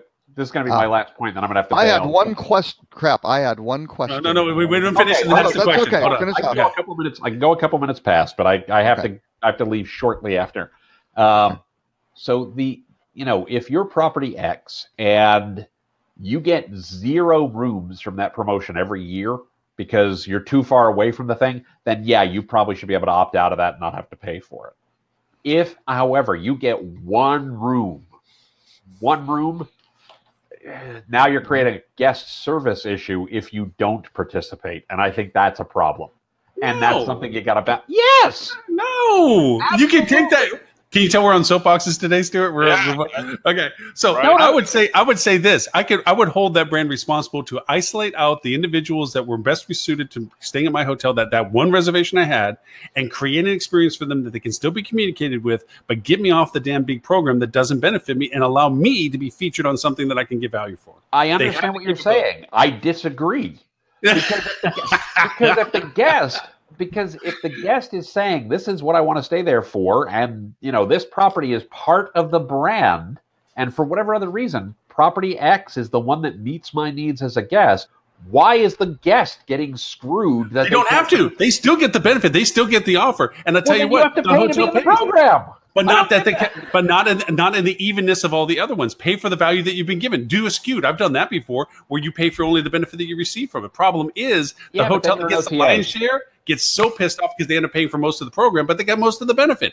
They're looking at it from the perspective of, let me dilute the cost and maximize the benefit. And the other hotel that's getting 0 saying, I just got maximize my costs and zeroed my benefit. And there is a capability for them to do that, though. I understand what you're saying, but on average, it should work out to the benefit of all the properties. And if it consistently doesn't work out to the benefit of one property, that one property shouldn't be part of the brand. And that I completely agree with you on. I mean, if you're not getting the value that you're paying for, you shouldn't be a part of the brand experience. You are consistently not getting the value you're paying for. You probably shouldn't be part of that brand. Robert, you had a question for Mr. Tim, who I've been disagreeing with. Yes, because if you look in the comments, while you guys were talking, I'm not really sure the topic. I wasn't really paying attention. Well, I'm sorry. What was the point? What was the point? No. There, take a look. This just came out on T News. Expedia sets sight on legacy tech with ambitious travel platform for hotels. Wow. Look at this. Wow. And so basically at their partner conference, they started talking about Alice and Rev Plus and all these things about, you know what, we can provide the technology for you guys. Yep. Yeah. Well, I was gonna say, well, actually, with Stuart here, we can chat about it. And Tim, I know you dots are connecting. So the question I have to ask based on this for Tim, I want to do a poll of everybody. So, what's the hot technology for people? I mean, if you're going to go whatever, invest in a tech company, develop a tech company, build one from scratch, whatever it may be, having to do with hospitality, kind of given in the sights of this, what do? Do you do revenue management? Do you do guest service? Do you do CRM? You know, is there something, or is that a dead area? I already have my answer, but I'll let Tim go for his. Where's the high value tech opportunity, especially in given like, here comes Expedia? I got it. I don't know that I know the answer to this. I think the high value is the integration. I think it's tying the bits of the stack together. Yep. What's increasingly important. I'm posting a whole bunch of crap right now, by the way. This is a topic I've been talking about. You sure you want to leave, Tim? I mean, we know you have nothing else to do. All right, you just leave because it's the timeliness of it. Like, I got to leave at 1. No. This is and I've got an article coming out for FocusWire, which is it's basically the war between the brands and the. I'm 100% with you, Tim. It is a war. Yes, but I'm 100% with you, Tim. That is my answer, is the integration capabilities. If you could find a Rosetta Stone for anything that didn't require some front-loaded, prepaid, I got to negotiate dollar values, but I can just literally make it talk. Oh, my God. Everyone in the world. That's key. I think the data side is for me, the integration of the data, right? So understanding the guest from every perspective, from an operational perspective and a marketing perspective and everywhere in between, and being able to tie every data point you collect on the guest together and being able to leverage that to improve guest satisfaction. That dynamically create correlations where you can choose how you want to put together. Yes. Yes. And assist the guest at various touch points throughout. I think, and personalize the experience. So does anyone in the sector currently do that? Not well. No. Anybody do it poorly? I think people claim to do it. I think there's a lot of folks claim to do it, but no one's doing it on a holistic level like I would like to see it. Right. Well, and the reality is it's a very common hotel last mile problem, right? It's really hard because there's nobody has the same tech stack even within a brand, right? So yeah, I think nobody does it altogether well. So Stuart's exactly right. Lots of people claim that they're doing at least bits of it, if not the whole thing. Yeah. So, given that, part 3 of my 3-part question is: with Expedia doing this, can somebody else come in, a tech player, to be able to do? I mean, you look at a group like Oracle, you go, well, maybe, but they have to get all of their they have tens of thousands of properties on their platform, but only a few hundred on their cloud, right? So they've got their plate full to get some. And they over-engineer everything. They're never going to create a product that works, right? They're going to over-engineer and try to make it work with every legacy thing. It needs to be a startup, but I don't know that we'll ever get agreement in cooperation in the industry to the level that we need. Yeah. I think there's some players in market.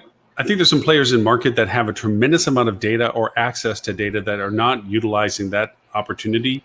And if somebody could go in and speak with them and say, look, I got this little tool here that if I plug it into your data, I can do all these things, and you could use it because you're giving me access to this data, and could quickly get to scale in comparison to the OTAs of the world and so forth. And I'm thinking about some companies that are building interconnected networks that handle the actual the physicality of moving data from one point to a net, the queries, the service loads, and so forth. There are entities out there that are purging data every couple of weeks because they're not doing anything with it, yet it's completely transactional data associated with OTAs, transactional data associated with metasearch, and yet they're not creating anything in their own structure to do it. So there is still an opportunity for somebody to come in and do that. The people who would be best served to do this, if they could pull it off, and I've been having this conversation with a couple of clients over the last year or so,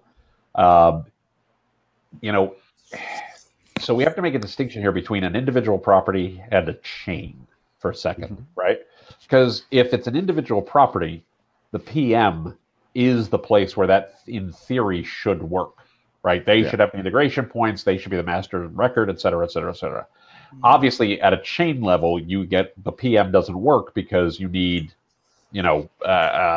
voice agent capabilities. You need content that voice agents would need that a front desk person wouldn't need, right? And obviously at the property level, you need things like GDS connectivity that don't exist when you talk about a property specific one, right? But I mean, that's where the opportunity lies. If somebody came out with, a cloud-based virtual, and I mean, everybody's tried this. This has been talked about for years, but with true single image inventory that absolutely held all the guest records and passed it into whatever CRM you wanted to use, whatever, you could get there. But we're a long way off. But we're a long way off from that. Yeah. We've been 5 years away from it for the last 10 years. Yes. The problem for 5 years. You have the legacy property management systems that are built on antiquated stacks that have, in most cases, and we integrate with a lot of them, almost every one of them has a unique code set for every client and a lot of variations of their code set. To standardize and update that is almost impossible in any kind of short term. So they got to rebuild from scratch. And then on the other side, you got these new guys, the web-based technology that's coming out, which ultimately I think is where we're all headed. But their products are so they're juvenile, right? They're not mature enough yet to handle the complexities of a lot of these bigger properties. So, and to get funding, they had to provide a minimum viable product. Exactly. Right? And that's kind of the model of don't build that. That's, Right. And it's going to take them a decade to get to where they have the feature set to be able to compete with these legacy systems. So we're kind of in that limbo between the two. But going back to Expedia, I did want to point out, I think at some point there was a conversation in Expedia that went along the lines of, well, shit, these hotels don't really like us very much. And we need to do something about that. So what can we do? Okay, let's start providing more value to them rather than just stealing their money, right? So that's when they came out with Rev Plus. And they're beginning to show a lot of these kind of products that they're not necessarily charging for, but add value to the relationship with Expedia. Right. But when you talk to properties, I don't know many people that are really taking advantage of those products. That's Maybe a little bit. There's an interest, but I don't feel like Expedia has really done a good job yet of getting engagement. We had some folks from the Rev Plus team on our podcast, and it was a really popular episode. A lot of people listened to it. So people see the value, but then when I talked to the same folks that said that was a good episode, I really like what they had to say, they're not using the product. So where's the disconnect is in that client service, which is something Expedia is not really used to doing. They're almost going to have to adopt the agency model and start really hands-on managing their clients to get them to adopt. And there's probably a little understandable, trepidation or nervousness about, how deeply do we want to get Expedia inside, right? Yes, right. No question. Nope. Very, very true for that. Here was an interesting quote from Expedia's VP of Global Product. They're talking about Alice, which I think is, it's kind of the tip of the spear for them. Said guest expectations are skyrocketing, and while synchronized communications is not glamorous, it makes the most impact. Hotel operations is the next space for disruption. No one has designed a system across the hotel, maintenance, housekeeping, guest communication. Hoteliers need to be connected, engaged across the proliferation of channels. We'll see more vendors emerge that help hotels manage these touch points. So, again, that's something the PMS should be doing. Right? The PMS should be doing that, but doesn't do it well. That's why products like, I don't know if you've seen Asgard, the Rob Woodward, know him. He has a product that doesn't even communicate with the PMS in a lot of cases, but a lot of our clients use that product because it does what you're talking about. It's the operational side, streamlines communication between employees and the guest, and that shouldn't need to exist, but it does because the PMS are falling short. Right. Tim, I know you have to run. Before you go, if you want to know more about you and read more about all these massive articles you're dumping on us about the stuff that you do, where can they find you? They can find me at timpeter.com for all things that I do. Excellent. Oh, Excellent. and you're going to miss the Rut-Row session. Oh, that's too bad. I know Stuart wants to talk about it. Yeah, we gotta let Stuart creep in on this one. Plus, I was going to hope that Ed was going to be here because he was out at the Expedia party, I think. But maybe he'll give us more insights next week when he gets back. There was an article about Expedia reveals key travel insights. I thought we could just at least touch on to be prepped for it. But anyway. By the way, I do feel obligated to say people can find me at timpeter.com. I posted a link to a couple of posts that talk about this trend of the OTAs getting deeper into the value chain and the like. The one called which was in 2014. Why won't we listen to him? No, well, it's so funny, Robert, because our hotel brand's doomed.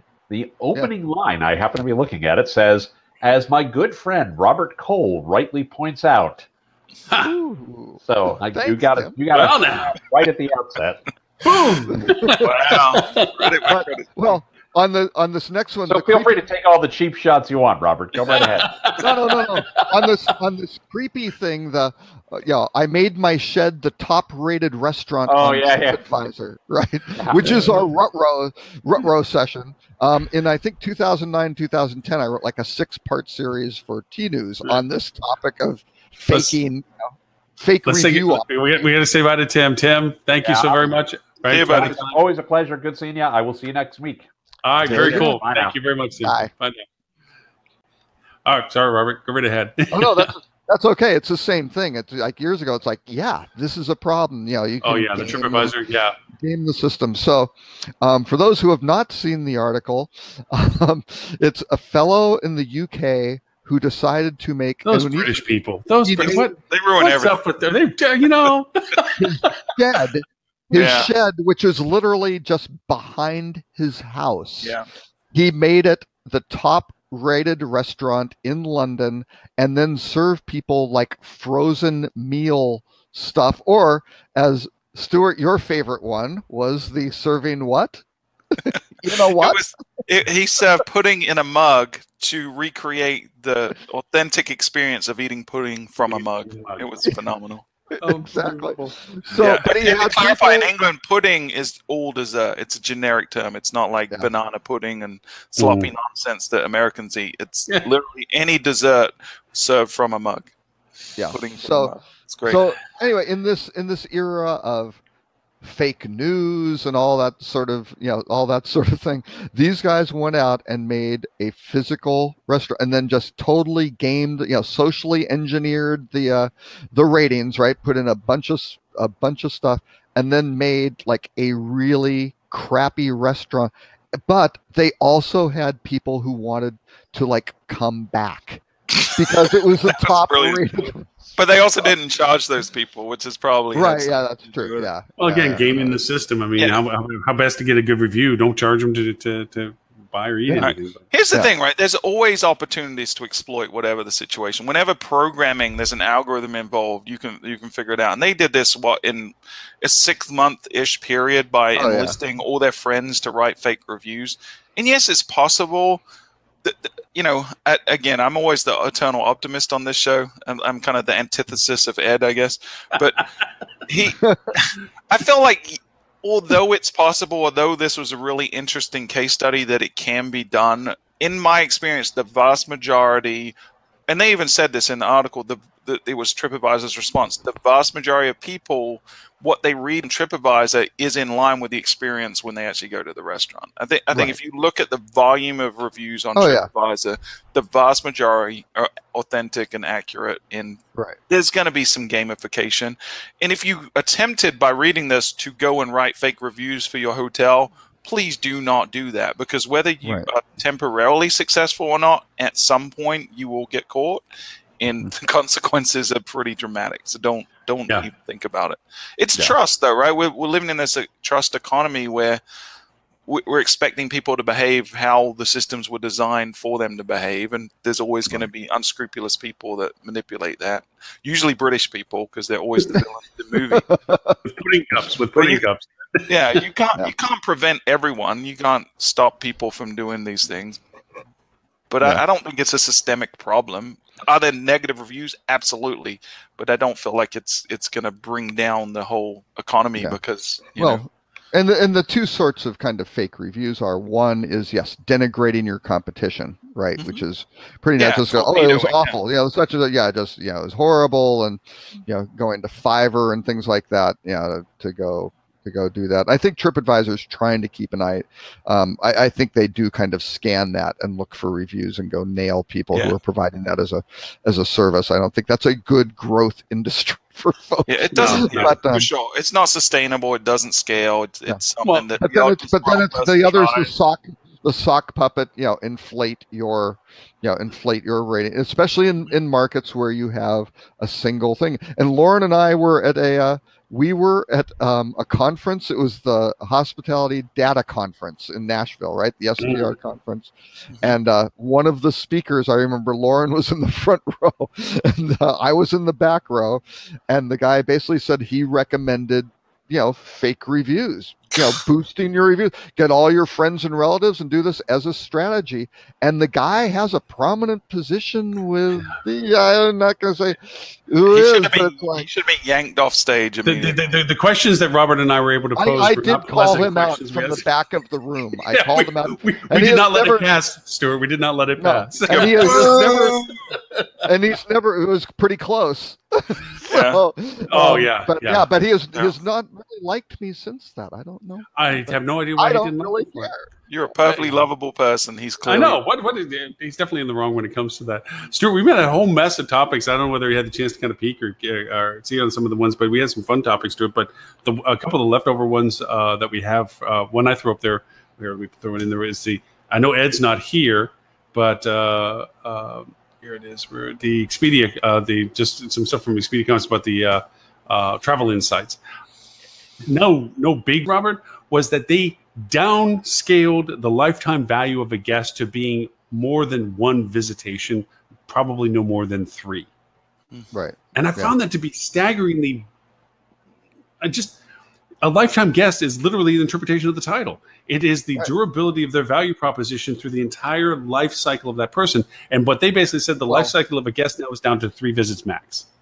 And if you're taking from a brand perspective, like Marriott with 6,000 properties, you better damn well get more than 3 stays out. Yeah, right. You're going to be I mean, if you're at an individual property level in a remote destination where someone's going for some specific event 1 time or 2 times, maybe.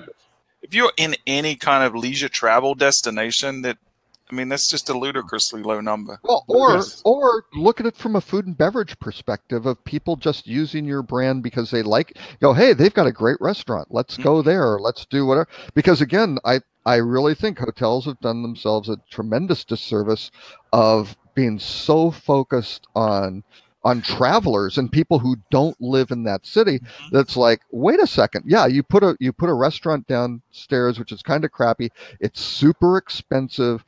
And there's better stuff they can get later because you feel gravity will bring people in as opposed to having to walk horizontally, and that's always been crazy. And again, I agree. I mean, we are big proponents on properties really getting engaged in the local community. We're doing an episode. Absolutely. We're recording an episode of the podcast today on if you're building a new property, all the things you need to do.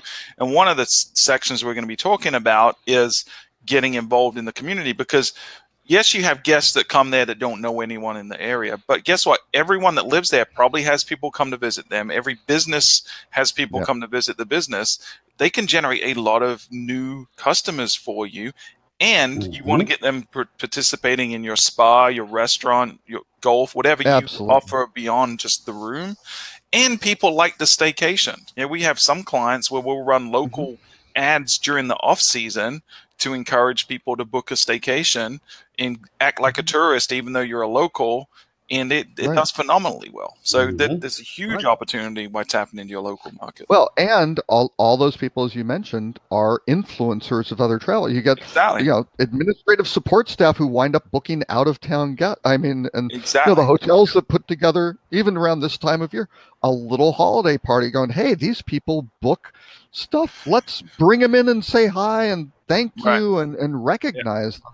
Yeah. That goes a huge, the philanthropes you're involved with, the events, the Yeah. things that are important to that community, Yeah. outrageously important, and that does separate the great, especially in the luxury sector, the Right. great hotels from just kind of the For sure. it's a And it can property go there. beyond that, right? There's a lot of reach, especially if you get involved with, say, your local CVB or hospitality association or chamber, because a lot of times they'll be spending money to promote the destination. And one of the ones they'll do a lot is bring in external writers, travel bloggers, or whatever it is to the destination to promote the destination. They have to stay somewhere. So get involved with CVB, be the place that hosts these riders, because not only is the destination getting a lot of prominent press, but then your property specifically gets a lot of prominent press from it. I mean, just simple things that even anytime before for clients I've done, and also for previous life experiences with organizations I work for, one of the faster, easier switches to do was do an employee rates program at times of need, and then also give incentives to your employees to critique their property experience. Not or their families. That maybe the employee themselves can't travel, but their family and so forth. And if they were to fill out a review of their experience, we actually gave them even something back, some sort of internal reward or benefit or bonus or something like that for them to do that. Because now you have an army of people that are vested interest. May not be their individual hotel, but it's their company they work for. And also they're going to travel. And yes, it's not high-rated business. Of course it's not high-rated business. But it gens occupancy. It gens loyalty. It does a lot of positive things for it. One thing, before I forget the topic on it, I want to make sure that people understand too is that going back to the lifetime value proposition and so forth, be careful the danger of statistics and data, that it's interpreted by the person that's creating it. Yes, don't ever use them. 85% of things are made up as they're on the spot. Yeah, that's right. But a lot of agencies or reporting services or people that have a vested interest into the success of a program are going to tailor the most favorable value proposition of their efforts. And one of the things I consistently notice is the value proposition of acquisition. They will metric it out either based on the volume of traffic they drive, the value of the traffic that they drive, or the value of the revenue that they generated. They'll only pick the right numbers. They're never going to show you the bad number. They're always going to pick the right number. So cost of acquisition is low. Yeah, but based on what? Well, when you add the averaging of all traffic, so now you're taking real data and then creating suppositions on it. Yeah. The most guilty people of that are display advertising businesses. They have the craziest attribution models that claim 100% value of every booking that maybe looks at their ads. Ask one question of anybody that runs your display advertising. Do you have it on a 7-day view, 28-day click? If they say yes, say, so basically hitting the broadside of a barn is considered attribution, because that's pretty much what you just said. Anything that touches or views anything within, you've gotten fair claim to it, because as soon as they can put it into the attribution string that they're talking about, that booking value is there. Now they're going to argue, well, this is a purchase ID. It's not a pixel or anything. It's a purchase ID, so it's true value conversion. No, you've included it in the hopper of true value conversion because you said because it touched something you did, it's yours to claim, and that's not true. Yeah, that 7-day view attribution drives me bonkers. So you're saying if an ad loaded on a page that I've frequented in the last 7 days, 100% of that is because of you. It's not because they then came back through my email or SEO or a paid ad somewhere on search engine. And if you add up all the attributions of everything, the pricing offer was so good competitively that they who knows what they did. Yeah, and they also imply the fact that they were early into the funnel of display or awareness, so that it means that they have the value problem. When in fact, because that offer is still in your market strategy elsewhere, they may have seen it elsewhere, but because the display rendered view-wise, now all of a sudden they get to capture and claim that as their value added to it. It's just, there's so many little moving pieces to these things that, again, it goes down to how you define the value. And as much as it frustrates agencies or service providers or whatever, that the hotel just looks kind of simplistic at it. Like, if I gave you $100, how much money are you giving me back? And the answers are usually convoluted and stretched. And, well, it's not that simple. Actually, it is. It is if you have the right modeling. Yeah. Yeah, if you have the right methodology, yes. I mean, I'm going to imply some stuff if I can tell you, but actually, if it listens to direct channel, we just don't take credit for the outside stuff. So yeah.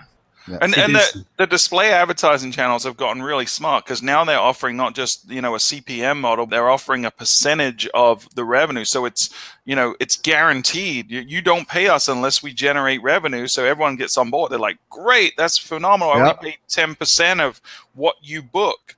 But what you book is very, very ambiguous and way overstated in the advantage of the display advertising. I tried to explain to one client, it's like, picture a billboard on the side of the interstate. Right. Because that billboard's on this side of the interstate, anybody that drove down that interstate that pulled into your hotel, that billboard company took credit for. When in fact, they may not even have seen the damn billboard, but because they passed by it, that meant that there was a 7-day view. They drove by it. That's credit. And they're like, no, they were already booked with you. It had nothing to do with them, Right. Yeah. So, I kind of take a hard line on this, but my opinion is unless your email marketing is perfected, your website is perfected, your booking engine is perfected, your search advertising is perfected, your social media is perfected, you should not be spending a single penny on display advertising in the hotel industry. That's my opinion. Well, I would, and I strip it down to just your whole booking, your booking engine, your funnel, your mobile app, whatever they're landing and having to convert on. If you've got big gaps in that, you are you're setting a hemorrhaging money. Portion of that money on fire. Yeah, it's not. You've got to fix the basics. Did you guys listen to our last episode of the podcast? We're getting a lot of positive feedback. But no, I have not listened to the latest one for you yet. No, we took a ridiculous notion, right? If you treated your phone guests the way we're treating our website visitors, what would it play out like? It was great. It's ridiculous and stupid, but it's really funny. It really paints that picture of, like you're saying, Robert, why are we hemorrhaging money on our website? We would never dream of doing that on the call center just by having a mediocre experience. So don't do it. Invest where you should. The personal embarrassment involved. Just going, I can't talk to these people. Yeah. It's too embarrassing. Well, I think also that you talk about call centers and so forth. I think there's going to be a bit of a eventual revolution to call centers in general, not because of bots or automation, although they'll be contributing to it, as it is this notion that after a certain amount of short period of time, 10 seconds, 15 seconds, that cost per conversion for calls go from $0 to $15. Because at that point, the call center usually statistically past that threshold point, the time consumption necessary, the dialogue necessary, and so forth, it creates a standardized cost factor of acquisition cost. And I think that there's going to have to be a change in the industry as to how that gets accounted for, or at least the methodology of charging for it, because not all calls are the same. Not all things fall into those easy hoppers the way they've been done. And I think they got away with it for all this time is because nobody's had the technology or capability to begin to segment out the real individual acquisition value costs and the time consumptions to each and variable costs associated with the call center. So they're certainly doing that. They're doing that in other sectors. I haven't really seen it applied. I was working with a financial services company. Again, this is a few years ago, but they were segmenting stuff out. And I mean, and now some of the stuff is integrated with Salesforce and things like that. But you come in and you're getting custom numbers and you're getting, they know that it's such and such person, what pages on the website they hit, they're in such and such channel, whatever pool of agents, and boom. And they are measuring every second on what's going on. And folks are getting that. I mean, we've got a handful of clients, the bigger groups that are doing more sophisticated phone tracking for sure, but there's a big opportunity. And to be fair, there's a lot of folks in charge of that kind of stuff that have a lot of things on their plate, and they're just trying to do what's easiest for them right now because they just don't have enough time. They're trying to hire and retain staff. Exactly. Big problem. Get somebody to answer the phone would be the first thing, and then have some sort of training on how them be able to communicate somewhat effectively of just even the basic script. For sure. So I posted one. Actually, we're talking about attributions and things like that. I thought there's an App Annie article on Snapchat and the power of putting data in context, and this was more in kind of the app realm, but they did they started looking at Snapchat audience exclusivity. right?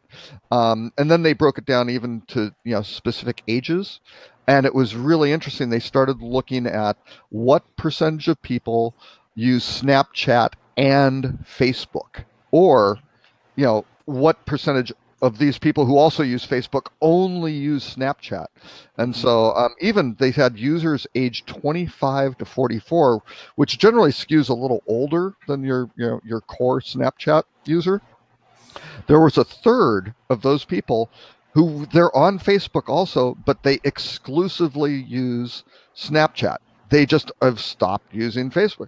But then they had Snapchat and Instagram. It was about 50%, 50% exclusively used Snapchat. What else did they have? Oh, Facebook Messenger, 57%, so less utilization of a Messenger. YouTube, which I thought was very, very low, was 74% of, and I, was using Snapchat exclusively and not that, which I thought was a little odd. But then they had Twitter just dying off. 82% was exclusively Snapchat. So when it says using, though, is that consuming or publishing? Percentage of Snapchat users who do not use other platform on any given day. So I think on the any given day, that would be days that they, certain days they didn't use the other platform, but they did use Snapchat. So it's pretty amazing in terms of, there are now people who are just like, that's what they use. That is how they communicate with their friends. I have a lot of, I'd say younger than me folks that work for us, and that's their default method of communication for shenanigans, right? For going out and drinking and having a good time, and Instagram to some degree for like food stuff, but for the most part, when they're just sending each other something funny, it is Snapchat. But but even for just basic messaging of what's going on, I'm going to do this. I'll be over in a little. That has shifted to Snapchat for a lot of folks. But they're not using Facebook. They all still consume Facebook and keep an eye on what's going on with their friends. I have to say that I actually say I would fall into a bit of that category. Other than business usage for Facebook, I very rarely post personally. I certainly am on it a lot, and I certainly see posts of other people and respond or like or what have you. But for me, and this is kind of the antithesis of what I do for business, where I try to share as much as I can. For me personally, I very rarely share. I'm certainly not opinionated on Facebook. I try not to go once. I'll share something that I think is notable that to my friends I think would be of interest. But to check in places, never really did it. Did it always on Foursquare. Talk about backing a wrong horse on that one. But you still use Foursquare. You still use Foursquare, don't you? I still use Swarm because to me it's kind of so do I. You're the only two people in the world that still use I know. Well, my wife and I have this competition of how many mayorships we can have, so we're constantly stealing mayorships. It's turned into this gamification of it. It's like I'm trying to steal mayorships, and she's trying to do the same thing. It's a bragging right at home. So I do not do it for mayorships, but what I do it for is especially for restaurants. I'll forget a lot of other places. I don't really do it at gas stations and things like that. Oh, I'm filling up. Let's check in. Yeah. But for restaurants, the numbers of times my daughter, sent me a text message the other day. Goes, what was the name of that Thai place we ate at like 2 months ago? I was like, and I looked back. I was like, it was Thai Opal. It was really good. And interesting you bring it up because there's a platform that I use. I do daily journaling, which I've never ever done in my life, but I've been doing it for the past couple of years now, and it's tied to Foursquare, Swarm. And what it does is it keeps track of, if you allow it, the places you've been. And so through my daily journal entries, I kind of have like you have, Robert. It's like, hey, if I want to go look back on something, it has the events of that day kind of stuff and places I've checked in and so forth. And to that, especially when I travel, I'll do a lot of check-ins to where I'm at. And it kind of is a way of me checking back on stuff. So until another thing replaces, because I won't do that with Facebook because I'll constantly have to be changing my share settings. Because if I want to do that personally, then I got to keep shutting off who I'm sharing it with just to myself and then switch it back again or something. It fulfills that need for it right now. But to your point, I think we're the only people still using it, I think. Golly, I had all my stuff. We did the rut rows. I had two tools.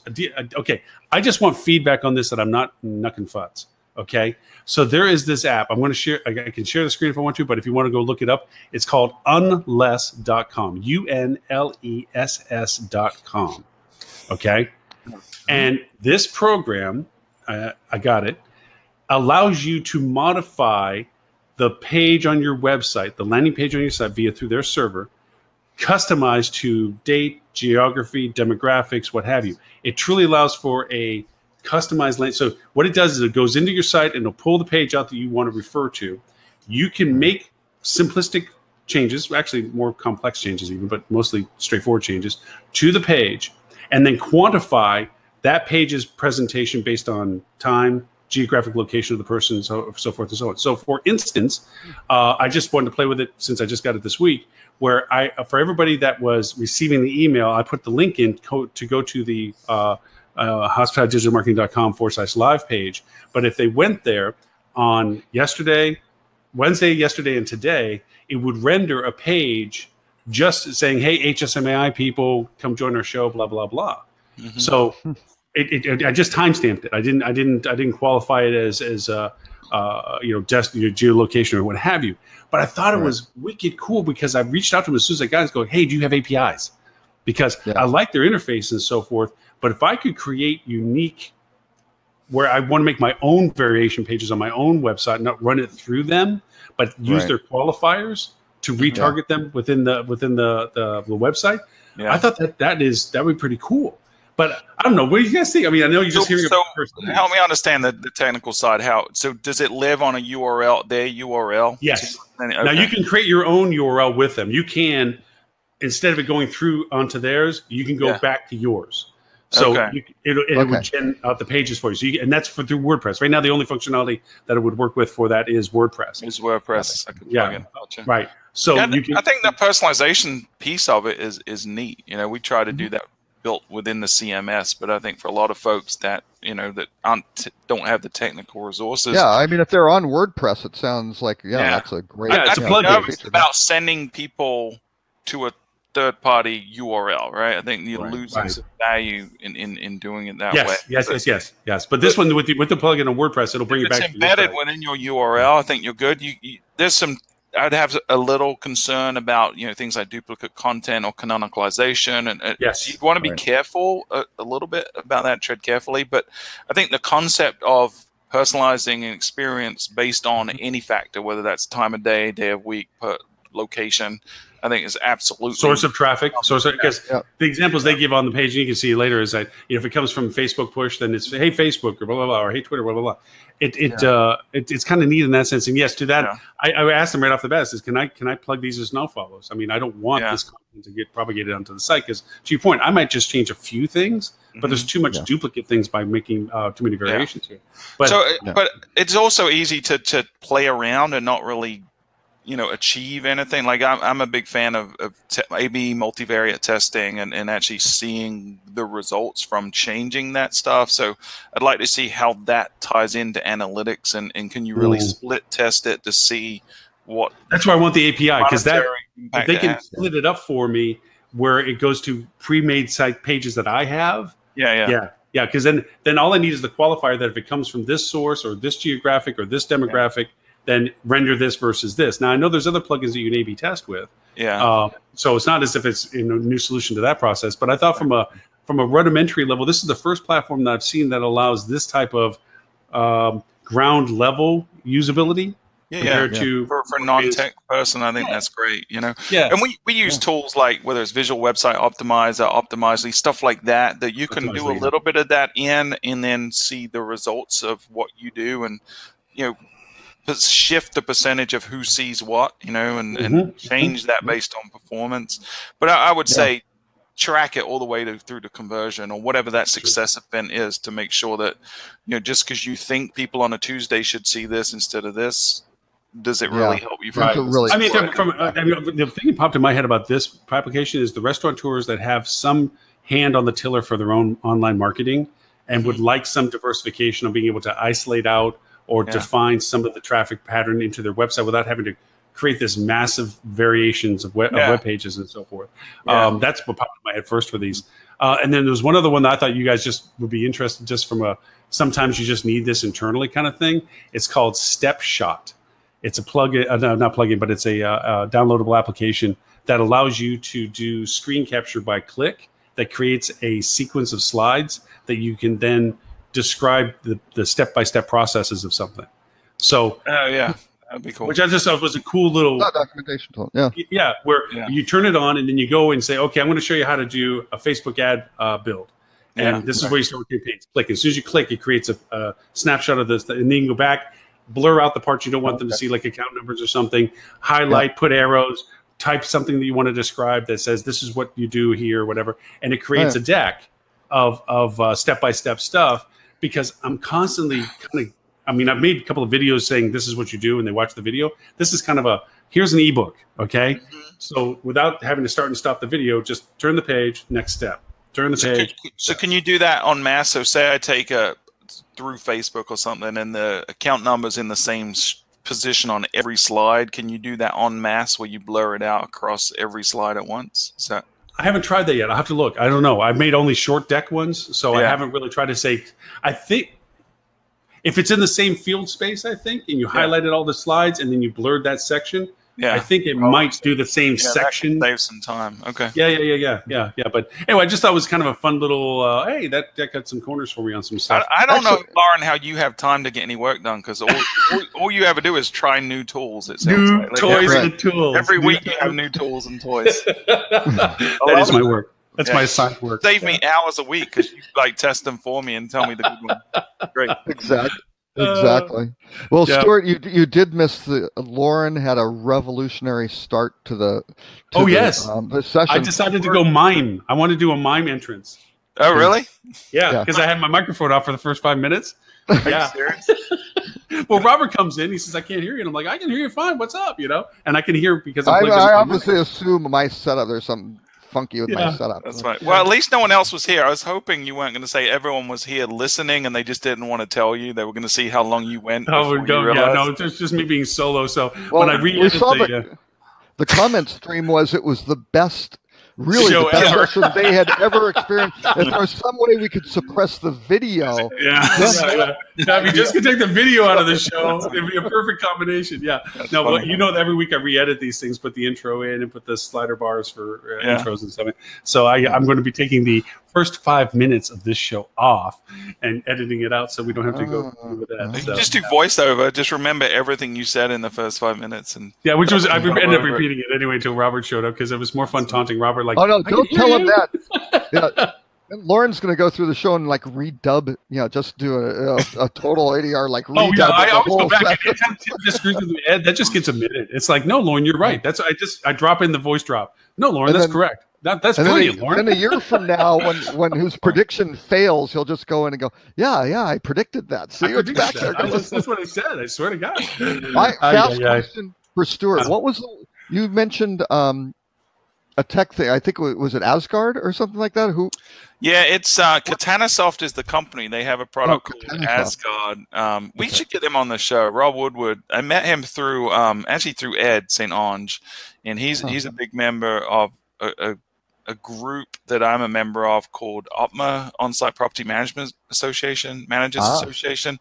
A lot of our clients are condominiumized. They're not true hotels, so they have the whole challenges related to having homeowners. So there's an organization dedicated to just that, and he's a prominent member there. So I've gotten to know him pretty well over the last few months. But his product isn't. It's a work order product. It's communication product. It's got a lot of things. He'd be worth having on the show. I think I might reach out to him. So just kind of a business, like a process thing where whatever customer. Yeah, it has a lot of financial side to it too. So he's pulling in financial projection data, and like a lot of the standard audits that you have to do, you can do through a click of a button with him. So it's a pretty cool product. I had like a 2.5 hour demo of it last week, and it's pretty powerful for sure. Yeah, and his business model is interesting. It's flat rate per year based on your number of units, but that gets you anything. So if you want any customizations to the software, any kind of features added, it's all included. It's pretty cool. So wow. Yeah, it's called Asgard. I think they- if you Google Katana Soft, I think or Katana Software, you'll find Asgard. Have And either of you worked with a product called Datarama? It's a data aggregation reporting platform. My analytics team have played around with it. Yeah. I'll have to hit you up later on and ask you about it. I'm Yeah. going to do a demo with them next week and stuff. So, Okay. all right. Lauren just likes it because of the name. Yes, Datarama. I was thinking about taking the George Jetson music intro and just bringing that at the beginning of the show. Da-da-da. You know, it just That's funny. yeah, Okay, it'd be well, fun. we really should stop. Yeah, we broadcast should stop. before we We're go 2 on. hours and Let's 20. mute us again. 2 hours and 20 minutes. So yes, Mr. Robert, if people want to find out more about you and Rock Cheetah, where do they go? They go to rockcheetah.com or find me on social media at Robert K. Cole. Excellent. And for those who want to know more about Fuel Travel and your amazing podcast, which I have yet to listen to last week's, which is It's usually funny. not the norm. I usually listen to it right away, and I had I can- not hit it this week. I can guarantee you it's the most ridiculous episode we've ever done. It might be Oh, one of my perfect. It was favorite. good. It was funny. Yeah. We try to be funny. Sometimes we fail. But yeah, you can get the podcast at fueltravel.com/podcast or just search for Fuel Hotel Marketing Podcast on iTunes. Also, if you're in the South Carolina area, their local HSMAI chapter is having their annual event in Myrtle Beach next Wednesday at the Oh. Landmark Resort. It's 11:30 till 1 or 2. I'm not sure, but tickets are available if you just Google HSMAI South Carolina. You'll find it, and yours truly and Misha Bokikio from Fuel Travel are going to be doing a presentation there on the F word. The big scary F word, friction Ooh. in the booking. That wasn't the first one that came to mind. It wasn't. No? Yeah, Wow. we're going to be talking about friction in the booking process and how Fire truck. it rhymed with that, right? But yeah, we're going to be presenting. So if you're in the South Carolina area next Wednesday, I think it's Wednesday. Might be. Yeah, it is Wednesday. I get my days confused. You're working too much. You're working too much. Yeah, but next Thursday, Star Wars comes out, so I'm excited about it. I know, That's right. Yeah. Yeah. That's- All right. Anyway, and for those who want to watch this show and any other previous episodes that actually have audio, you can go to hospitalitydigitalmarketing.com/live. All of the links to our posts with show notes and timestamps are located there. Stuart, thanks for joining us. I know it was a little late for you, but I appreciate you making the time squeezing in between. Rest Glad I Robert, could- Yep. thank you He very saved much. us. We had to endure Tim for almost the whole show, which is normally Yeah. never around. So Mr. Peter, yes, from Peter, yeah, Associates, and then sorry to Mr. Ed. We were not able to get you on the show. We ran out of time. Sorry about that. Maybe next show we'll get you on. oh, are you going to start doing the Jimmy Kimmel, Matt Damon thing with Ed? Back Is that David. the- Ed, sorry, we just ran out of time, man. We can't That's but fun. maybe next week. All right, gentlemen, thank you so very much again, and we will talk to you again. And we might, on the fifth time, might be the charm. We might actually have our guest host who has politely declined us a total of 4 times now. Wow. Because of things that popped up. I mean, one was paint drying, the other was grass growing. I think he's run out of excuses. So I think he, at this point, has to show up, or we're just not going to have him on, damn it. and if we get light on kind of the news content next week, we can always just do Star Wars recaps. Yeah, we can do a Oh, spoiler. we just talked Star Wars. Oh, yeah. spoiler Yeah. filled. Yeah. Spoiler I review. I will have seen it. All right. With that, gentlemen, thank you so very much. We'll talk to you all next week. Bye. Okay. Bye.